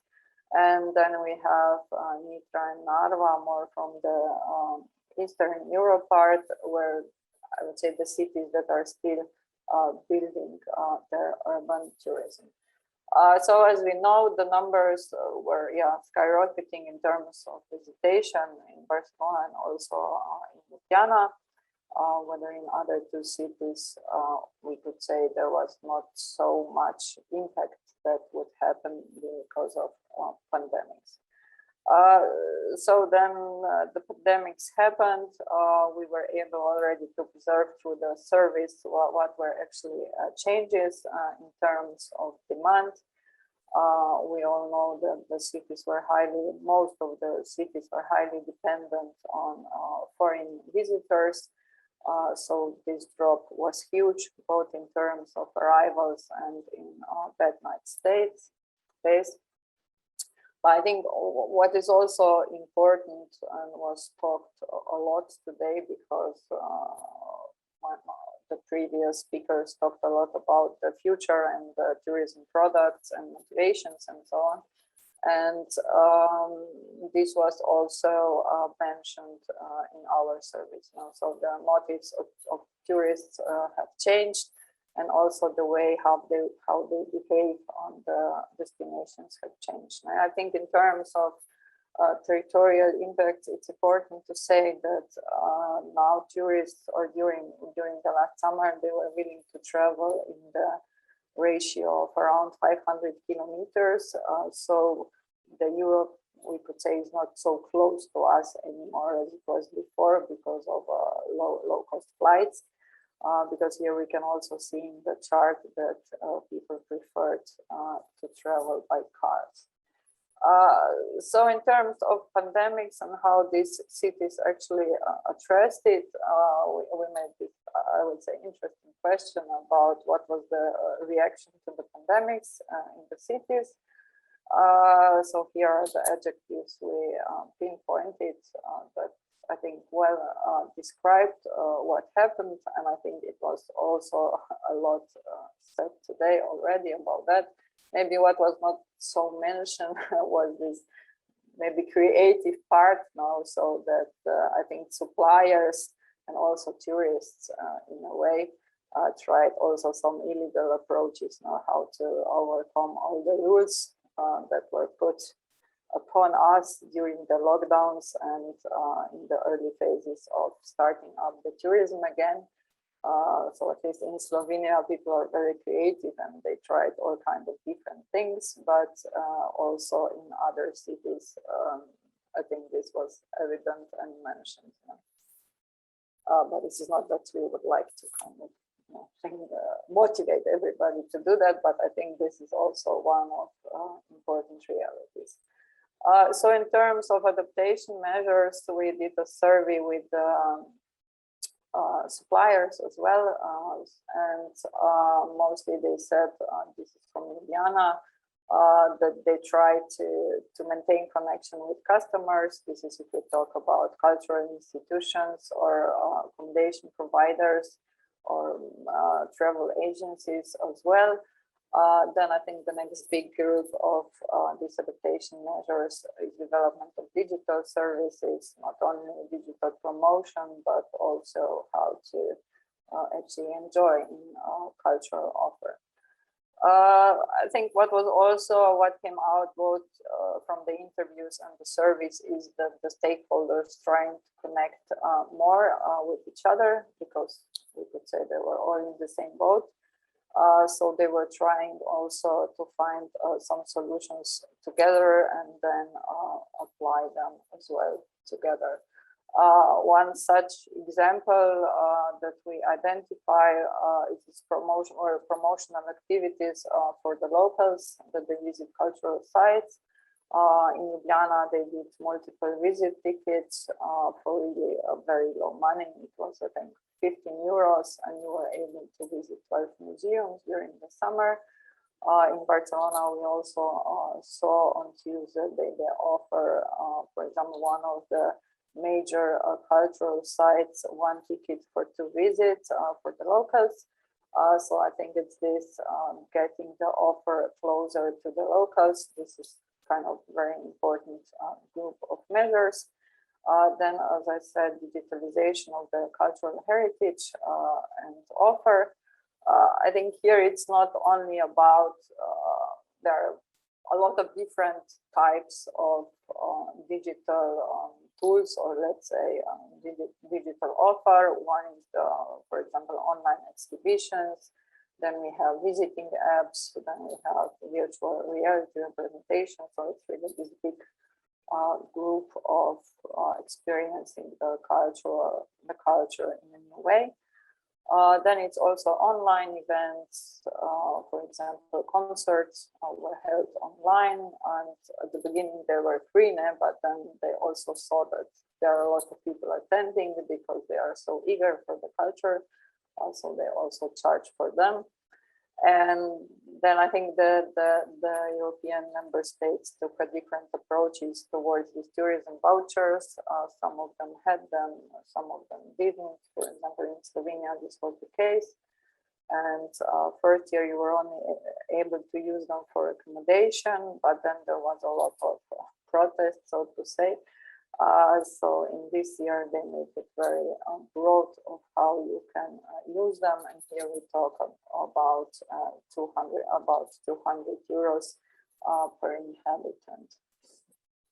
So regarding the future, I think most of the things were said already today. I also liked one of the comments that was put that we cannot just turn the page completely around. So we need to go along, but especially use the opportunity, because one way we also get the feeling that everybody just, in a little way pretends not much has happened regarding the management of tourism.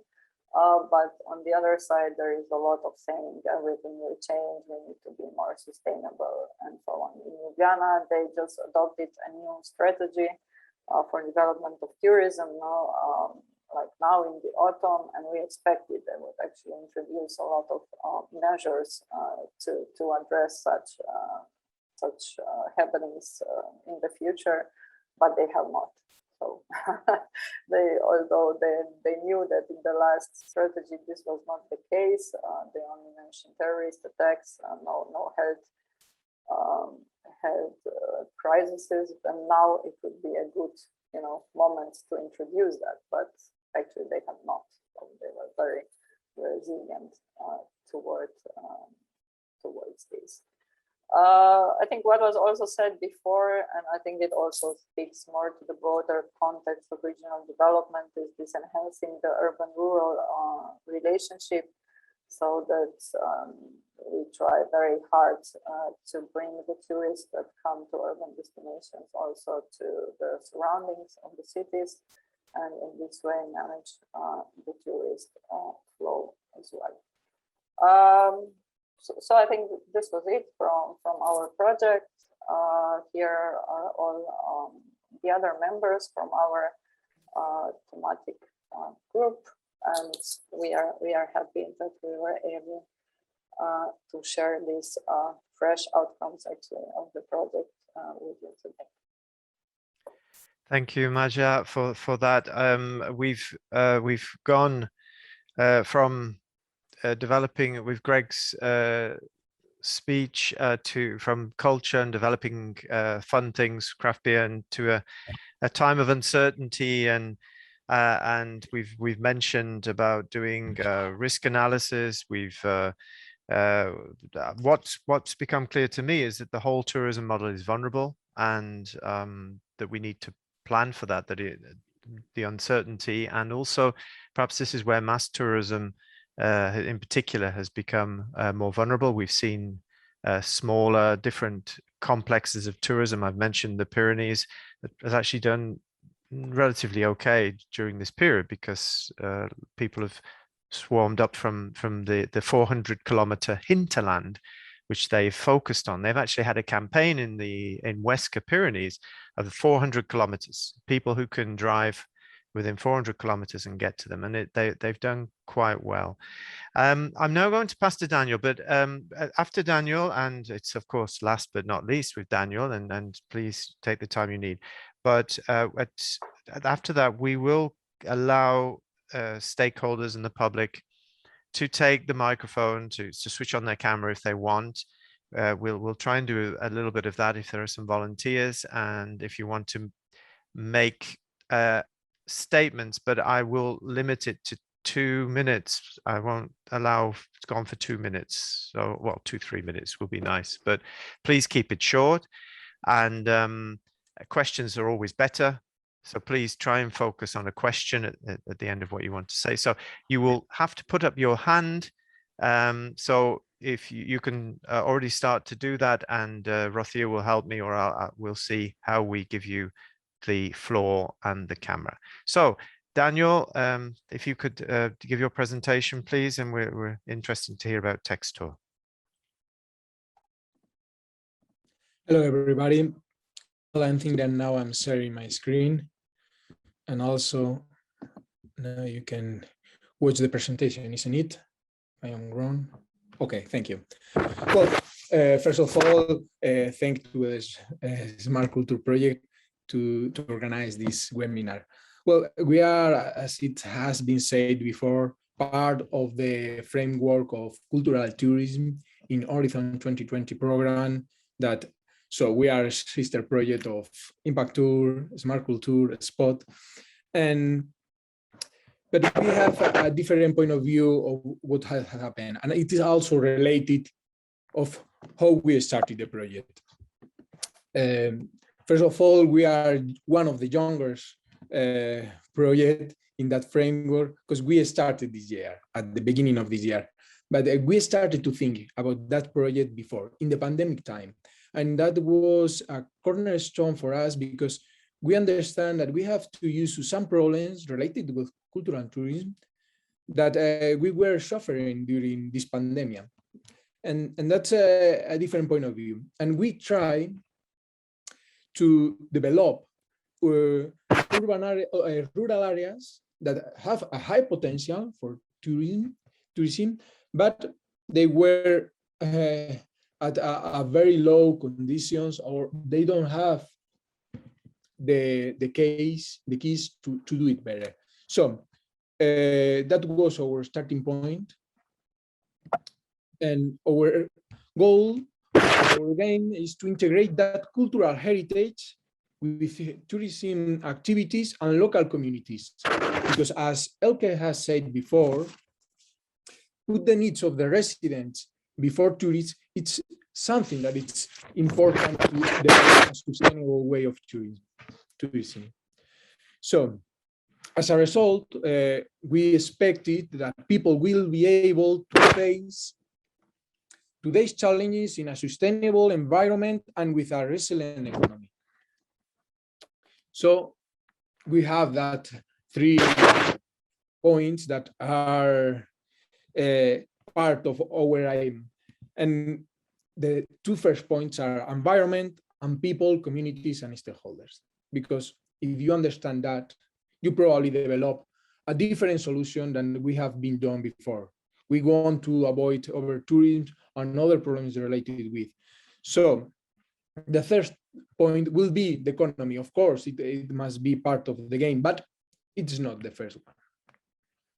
So to do that, we have chosen this approach with 8 different pilots that mix it, rural and urban, inland, coastal, remote, and archaeological place, heritage buildings, city centers, and all a different kind of tourisms, and also heritage that could provide you a good picture of what could be done. For do that, we have chosen the best strategy lines of all around Europe and of all the past projects in European Commission has been developed to choose which are the best strategy lines, and also to measure if that strategy lines that we are going to implement are the correct strategy lines.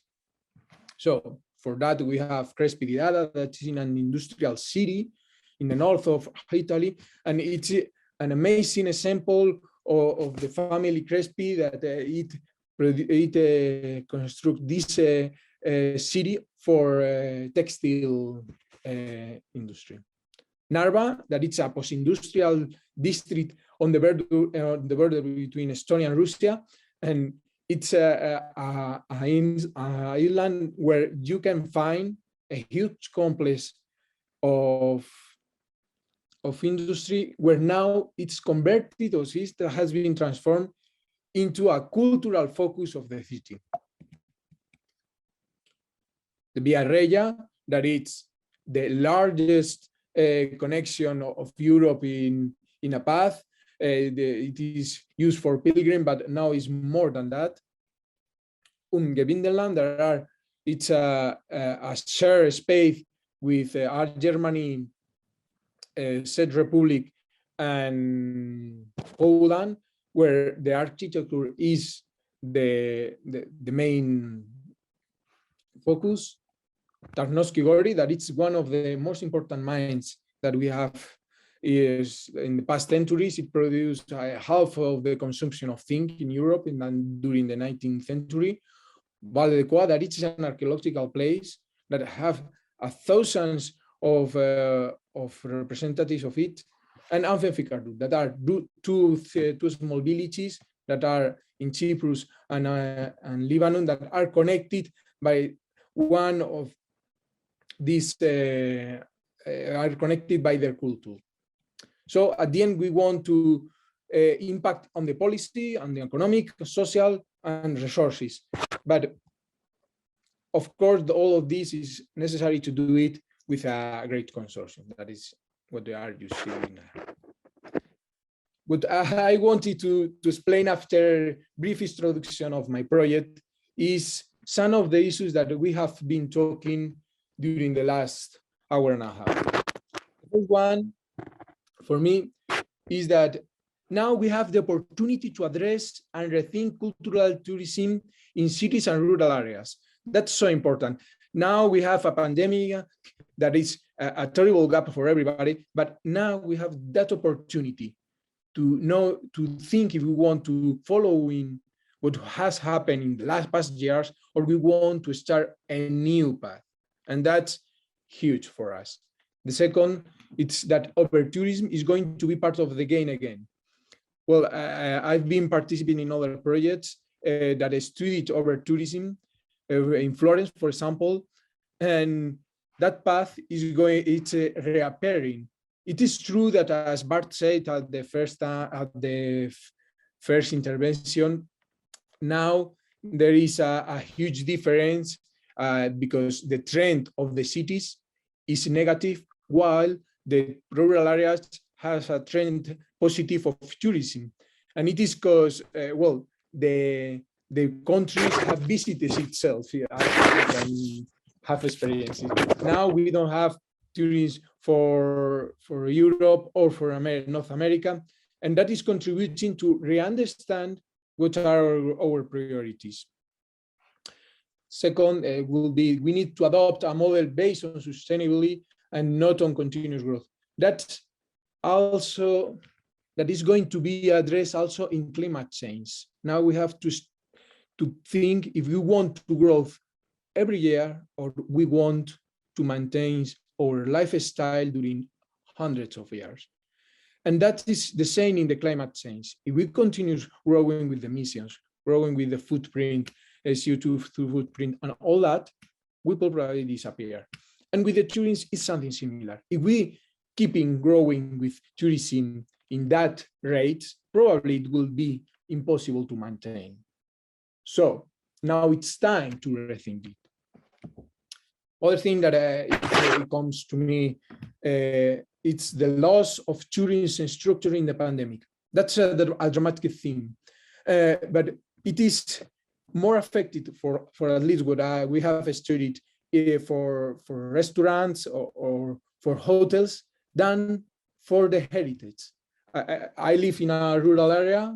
I live in a village with less than 7,000 people living here. And we have a small museum into an ancient monastery. And they have increased at 10% the visitors during the pandemic. So that's amazing. That's awesome. They don't expect that. But the hotels and the restaurants have closed half of it. So we have a loss of tourism structure, and that could be a real gap in the next years. Oh, okay, and of course, tourism is much more than an economic sector. It is necessary to propose different strategies, and it is also linked with what I have said before. Now we have less entrepreneurs, we have a huge gap because we have the pandemic, and now we have adopted new strategies.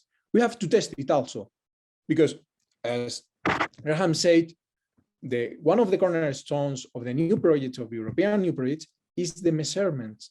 If you don't measure what you have done in your actions, you probably fail, because you don't know what is going to happen, and we can't wait 10 years or 20 years until have the answer. So local communities, stakeholders are the cornerstone of destination. If we want to keep in the focus the rural areas, the urban areas that are important, we need to focus on that. We need stakeholders that live there, that keep it open, and also entrepreneurs that want to be part of the game. So one of the themes that I think that has not been addressed yet is that the connecting cities and rural areas is going to be one of the next steps for the future. And it is because if we want to develop tourism in a new way, we have to think in a new strategies, and that will be one.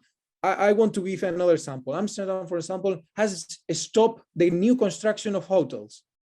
What they want is that to upgrade the quality of its hotels, and also to try to dot accommodation place close to Amsterdam or in other places that are interesting to redirect the flows of the tourism. So at the end, that idea of connecting cities, rural areas, and place new strategies that should run everything, it's going to be the way that we can solve, or we can try to solve the over-tourism and other processes with the tourism. So that's all from my side. I hope to fit the time, I am just a little bit. That's one of the places to connect with us. And well, now, Alun, please continue. The floor is you. Thank you. Thank you, Daniel. And I'm going to take up one of the issues you mentioned. You mentioned rural areas, and you can see that we're not in a rural area in Zaragoza, but our living lab is in a rural area. But it's for Spain. It's a big issue. And I think one of the key partners is lacking from the table today, and that's the Ministry of Agriculture and Rural Affairs and DG Agri, because this is where rural policy is made, and in Europe and at the national level. And if rural tourism and the impact vice versa on urban areas, if that's to be managed, then we need to engage not just with the Ministry of Economy or Tourism, but the Ministry of Agriculture. We've seen with teleworking, I saw on Spanish television, rural hotels creating internet working areas so that people from the city could take a break and work online during the teleworking period. And all of these different models, and I'm sure Elke has a lot to say about this as well. But we also have to mention also about the carbon footprint, that we all have a responsibility, and teleworking offers that possibility. But at the same time, we don't want people traveling backwards and forwards from rural areas too much. So there's a balance to be made there. I can't see any hands up, which surprises me, that Lydia maybe or one of our colleagues or Xavier wouldn't like to say something. So please do stick your hand up if you'd like to say something. I'm not going to give a prize for the most fun presentation, but I don't think anyone can beat James Bond or craft beer. But then again, we see the problem of individual choices, and that's my preference. And as Elke said, this is gender and different groups have different views and experiences, which comes back to the experiences earlier. So have we got any, if we don't have anyone putting their hand up from the public, I'm going to ask speakers a question. Have we forgotten anything? Or is there anything you would like to add on any of the presentations?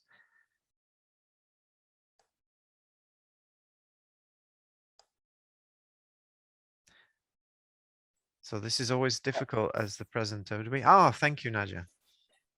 Yeah, maybe I think what we have not talked so much about is actually how we will now mobilize the stakeholders now, because we are all mostly researchers today, and we talk about a lot about these new models of tourism, of urban tourism management, but I think we have not so much mentioned how we will now mobilize the stakeholders, because I think that we just present them a nice scheme of the model will not really work. So I think that's a general question. What kind of incentives are necessary, and is it the state the one which should lead this transformation of urban tourism, or how we can best do to actually implement what we talk about?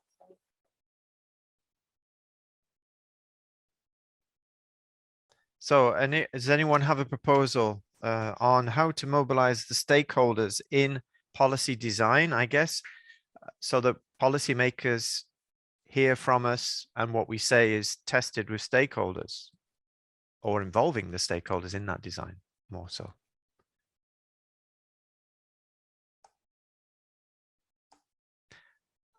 Well, in SmartCulTour, we have the living labs, which we could probably use a little bit more in this sense. They are, our living lab here has about over 20 participants, from the Chamber of Commerce to local NGOs, to local rural development leaders, to tourist experts, cultural experts. So that could be one way. Obviously, in that living lab, we don't have what I call a real local resident, because everybody represents something, which I think Elke has been working a lot on, local residents. And maybe Elke, I'm going to ask you, how would we involve local residents groups in policy design?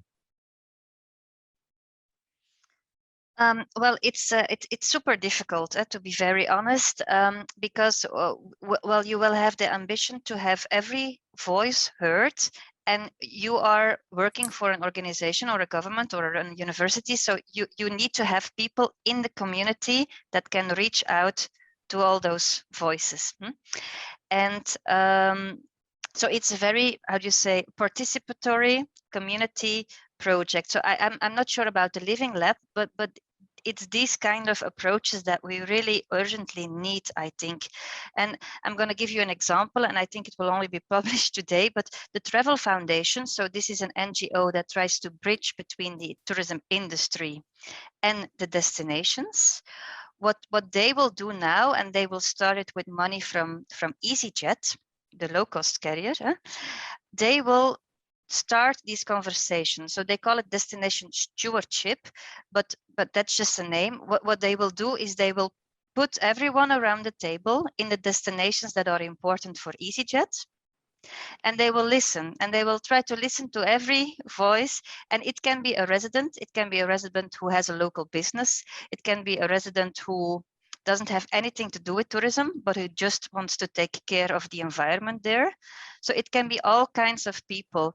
And so therefore, the Travel Foundation cannot do that by themselves, but they need to really tap into the community. So talk to, and this could be a role, I think, for a DMO, but it can also be other organizations. A lot of participatory projects have been started, like Co was mentioning in Amsterdam. So people are talking within the community. And I think this is indeed a very essential role. And I think universities also have a role there. Researchers also have a seat around the table, I think, where you can then make a kind of joint decision making. And the Barcelona Council, I don't know if you know this, well, they made a start already in 2016 by building this council. But I do think it can be even more, how do you say, equal, involving all players, all people around the table who care about the future of their city. Thank you. No, that's quite thought-provoking. How we need to develop that policy. Would anyone have anything to add? Graham. Yes, thank you. I suppose a theme through today, but we haven't really articulated it, is young people, the next generation, succession. And just listening to Naya's presentation, some years ago, I was asked to look at the very small village of Rut up in the mountains in the north of Slovenia, where the exodus of young people was so profound that the risk was that the village would die because the school had already closed. And once young people went to school, college, they didn't come back. So though today really is about the urban agenda, it's an equation with two ends, because what we're seeing is in most countries, young people moving to where there is the prospect of employment, but also, as we would all comment, quality of life, something where they feel that they can not only earn a living, but it was said recently in the national park, which is now also a World Heritage Site, the English Lakes, that in some villages, 90%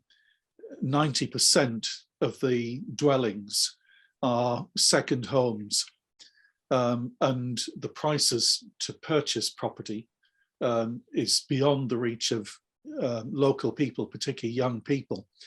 So I think the stakeholders really are about, even in the cities, it's about meaningful engagement with young people who are, within a decade, going to be the decision makers, the influencers, the money earners, the hosts. And I think that's where I would start in terms of engagement.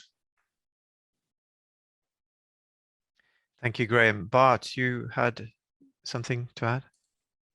Yeah, I think at one point it was mentioned earlier as well by Xavier and Lydia about policymakers and how do we influence policy making in that regard.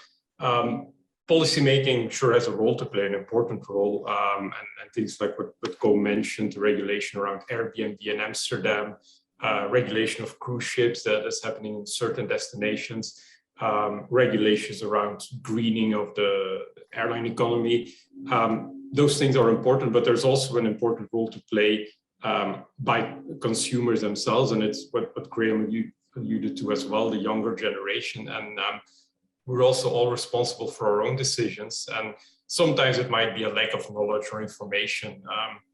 But at the same time, when you look at today, it's Black Friday, how many people are going out now to buy a new smartphone that they don't really need just because it's 50% off?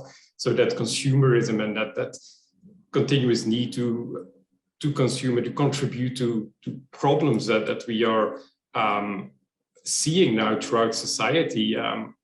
Policy can only do so much there. And if we would altogether decide that Ryanair and the business model of Ryanair is unsustainable, then it's our choice to not to fly for €10 to Barcelona for half a day or whatever. So there also needs to be a bottom-up change in behavior. And for a younger generation, you see it happening to some extent, but we're still not there yet. And I think Elke also mentioned the role of universities and education in general is also very important there. Okay, I mean, we're entering into the issue of consumerism and its effect on society in general. I think this is not just about tourism, but you're basically saying that we're consuming tourism as well, and it's like a new smartphone. Oh, I'll buy a new smartphone, or I'll go for a trip to Barcelona this weekend. Maybe have 24 hours and go to some discotheques or something. I don't know. So, so you're basically saying it's how the young consume services and goods is key to the development of tourism. Yeah, and there's some cognitive dissonance that I think we all share to a certain extent, where when we travel, we're travelers, we're not tourists, because we're the ones we're the high quality tourists, and we do it responsibly, but it's the other ones that cause the problem. If we fly, like I did a few weeks ago, to Athens for a conference, well, then it's appropriate because I'm going there to fulfill a role and I have a job to do and I can do it. But if other people do it, well, then they're contributing to climate change. So we always find reasons for ourselves to do behavior that we find other people should think twice before they participate in such things. I think this started off with the next generation, young people, and the way that they live their lives in a balanced way. I mean, we had COP26 in the great city of Glasgow, which has come up many times this morning, and they're about the model that we are all going to live with our lives. In Spain, we have this big problem of rural exodus, and it is so important to work with agriculture, with rural development. We have an NGO which we work with called Sponsor an Olive Tree, which has actually helped regrow a small village because it's there weren't enough children for the village school, but they started this sponsor scheme, and they employed somebody to look after the olive trees that were being paid for by city dwellers who were sponsoring an olive tree, and they managed to get the school back. And there are many examples also of veterinarians that studied, went away, and came back and developed local sheep breeds and a special cheese, and then they sold that cheese actually to tourists.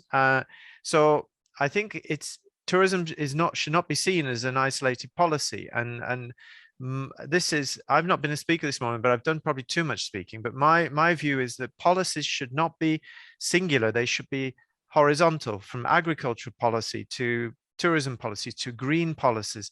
It should be integrated, and I think the tourism industry has been very focused, to be a positive word, and I think now I think everybody realizes that sustainability is not just a greenwashing word. It's a way of life, as Elke would probably say. I don't see any more hands. Would anybody have any last comment before Bart closes the session? Okay, well, I'd like to thank everybody. Alan, sorry, yes. You have one hand raised. Is Mark? I'm gonna open the micro. Please do. Sorry. Am I online? Yeah, you are. Good morning. Thank you for the excellent presentations. I've been working about 40 years in tourism, internationally and locally. What we have been doing is trying to assess the impact on the narratives and the experience of the visitors that are stakeholders as well in the whole debate. And we were trying to set standards or criteria to measure such impact on their knowledge, on their feeling, and on their attitude, especially focusing on narratives and experiences that bring different cultures together, not only internationally, but also locally. And I would be very much interested. We are starting such a research in Leuven here in the lab. But if there are any experiences of the people that have been presenting today a message, I would be very much interested in the way how they did it and which were the results. Thank you. Thank you, Mark.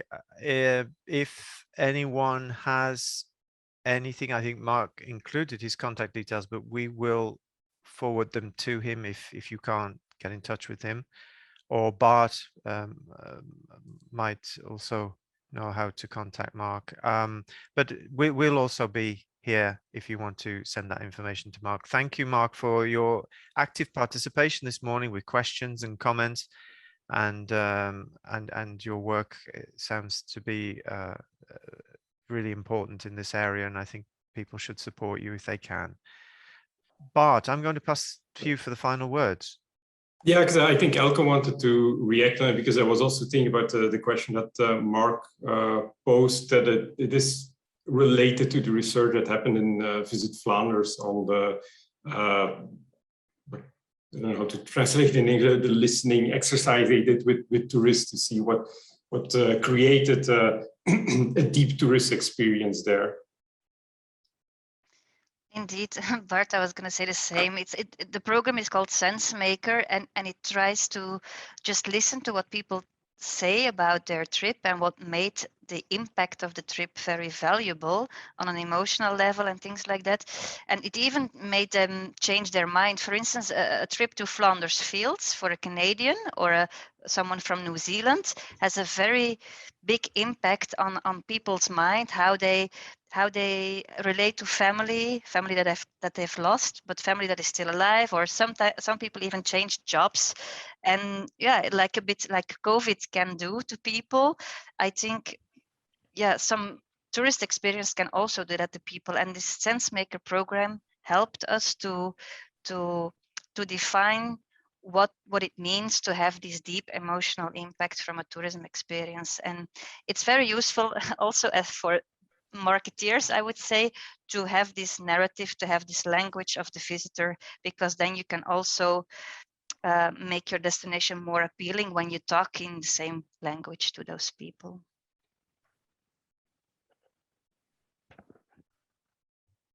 Thank you, Elke, for that clarification. I think we should now wrap up, and that comes, is there something in the chat? Anyway, let's wrap up, Bart. I think our time is up, so to speak, but thank you. Yeah, I think we very much stayed on time, because I see conclusions were at 12:25 and we're at 12:25. So of course, I want to thank all the speakers of today, the people from within our own project, but also the people from outside the project.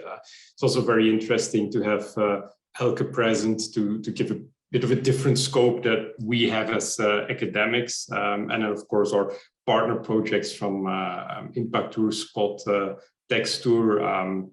It's always nice working with you and seeing what you're doing in these other projects, sometimes commiserate about the same questions that we have, the same struggles that we have, and the challenges, but also the opportunities to work together. And then thanks to all the attendees that invested their time to listen to us.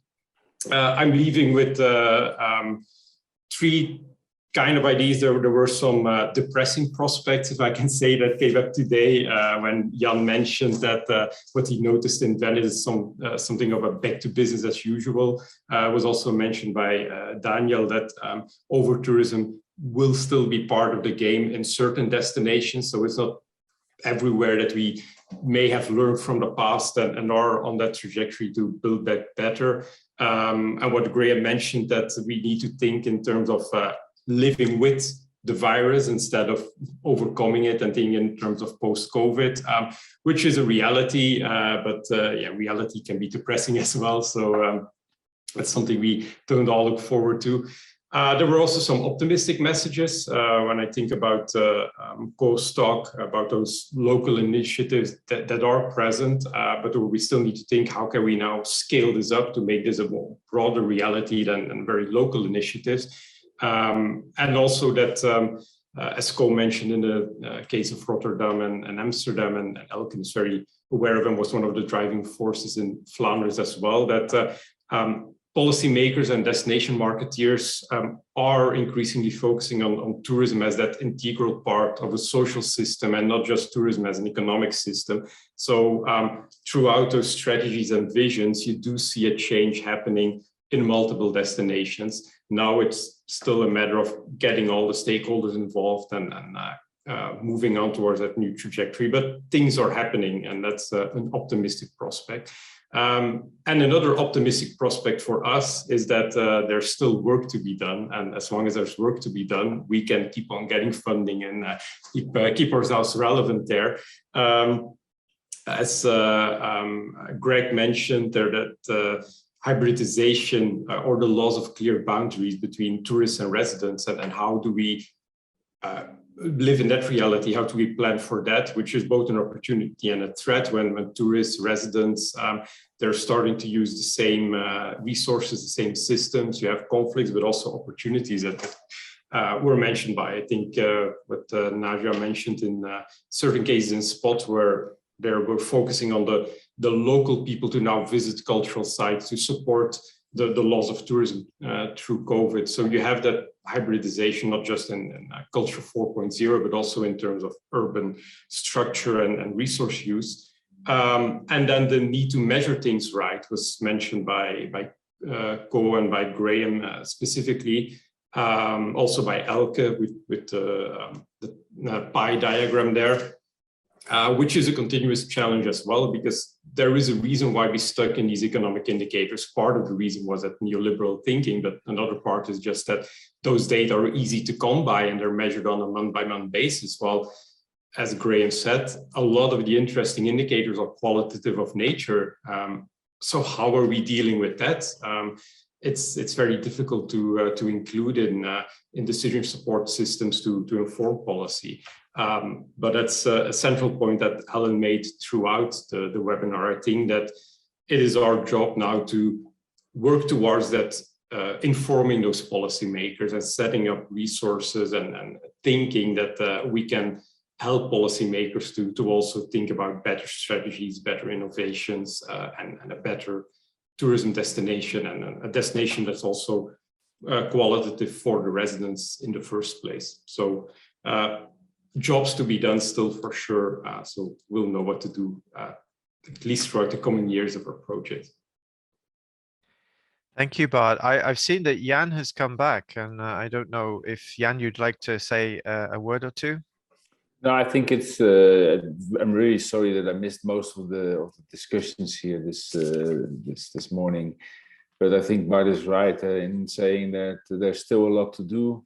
We don't need to to take much of our time into simplistic narrative and discourses like entrepreneurs are greedy and visitors are not informed and stupid and are just a bother. I think we should continue our work in analyzing tourism behavior, in analyzing the true causes of unsustainable tourism development, and share this with entrepreneurs, with the main stakeholders, with the policymakers, with our peers academically, but also with the visitors and the locals. So there's a lot of scope to continue our work, and I'm really happy that you've got this organized, Ellen and your team, and all the panelists present here to share their opinions and visions. So thank you again. Just in time to close this seminar, a few lines from my side. It was really nice. Thank you, Jan, and thank you to from my part to all the participants for keeping on time, for the other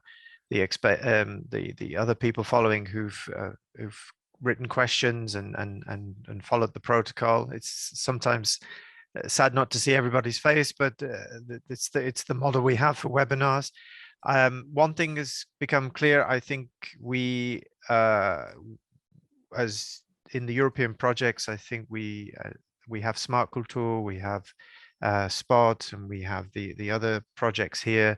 We probably we expected that we work together on mapping out the next phase, or what's going to happen after COVID. Policymakers will look towards us. You are the experts, and I think we should work together on that. And sorry, Bart, to give you that challenge, but I feel as it's a nagging conclusion to today that what's been shared already today, some of the conclusions and learnings are already helpful, I think, to the Commission and to others. So we will try and get those written down somewhere so that we can share them. So thank you, everybody. I'm going to close. It's always sad to close, to say goodbye, but I've still got the picture of James Bond and the craft beer, so that's made my day happy. And I hope everybody's taken something from today to make them happy. It's Friday, and let's enjoy the weekend. And if you can go out, please do, and make the most of your local community and creativity, whatever.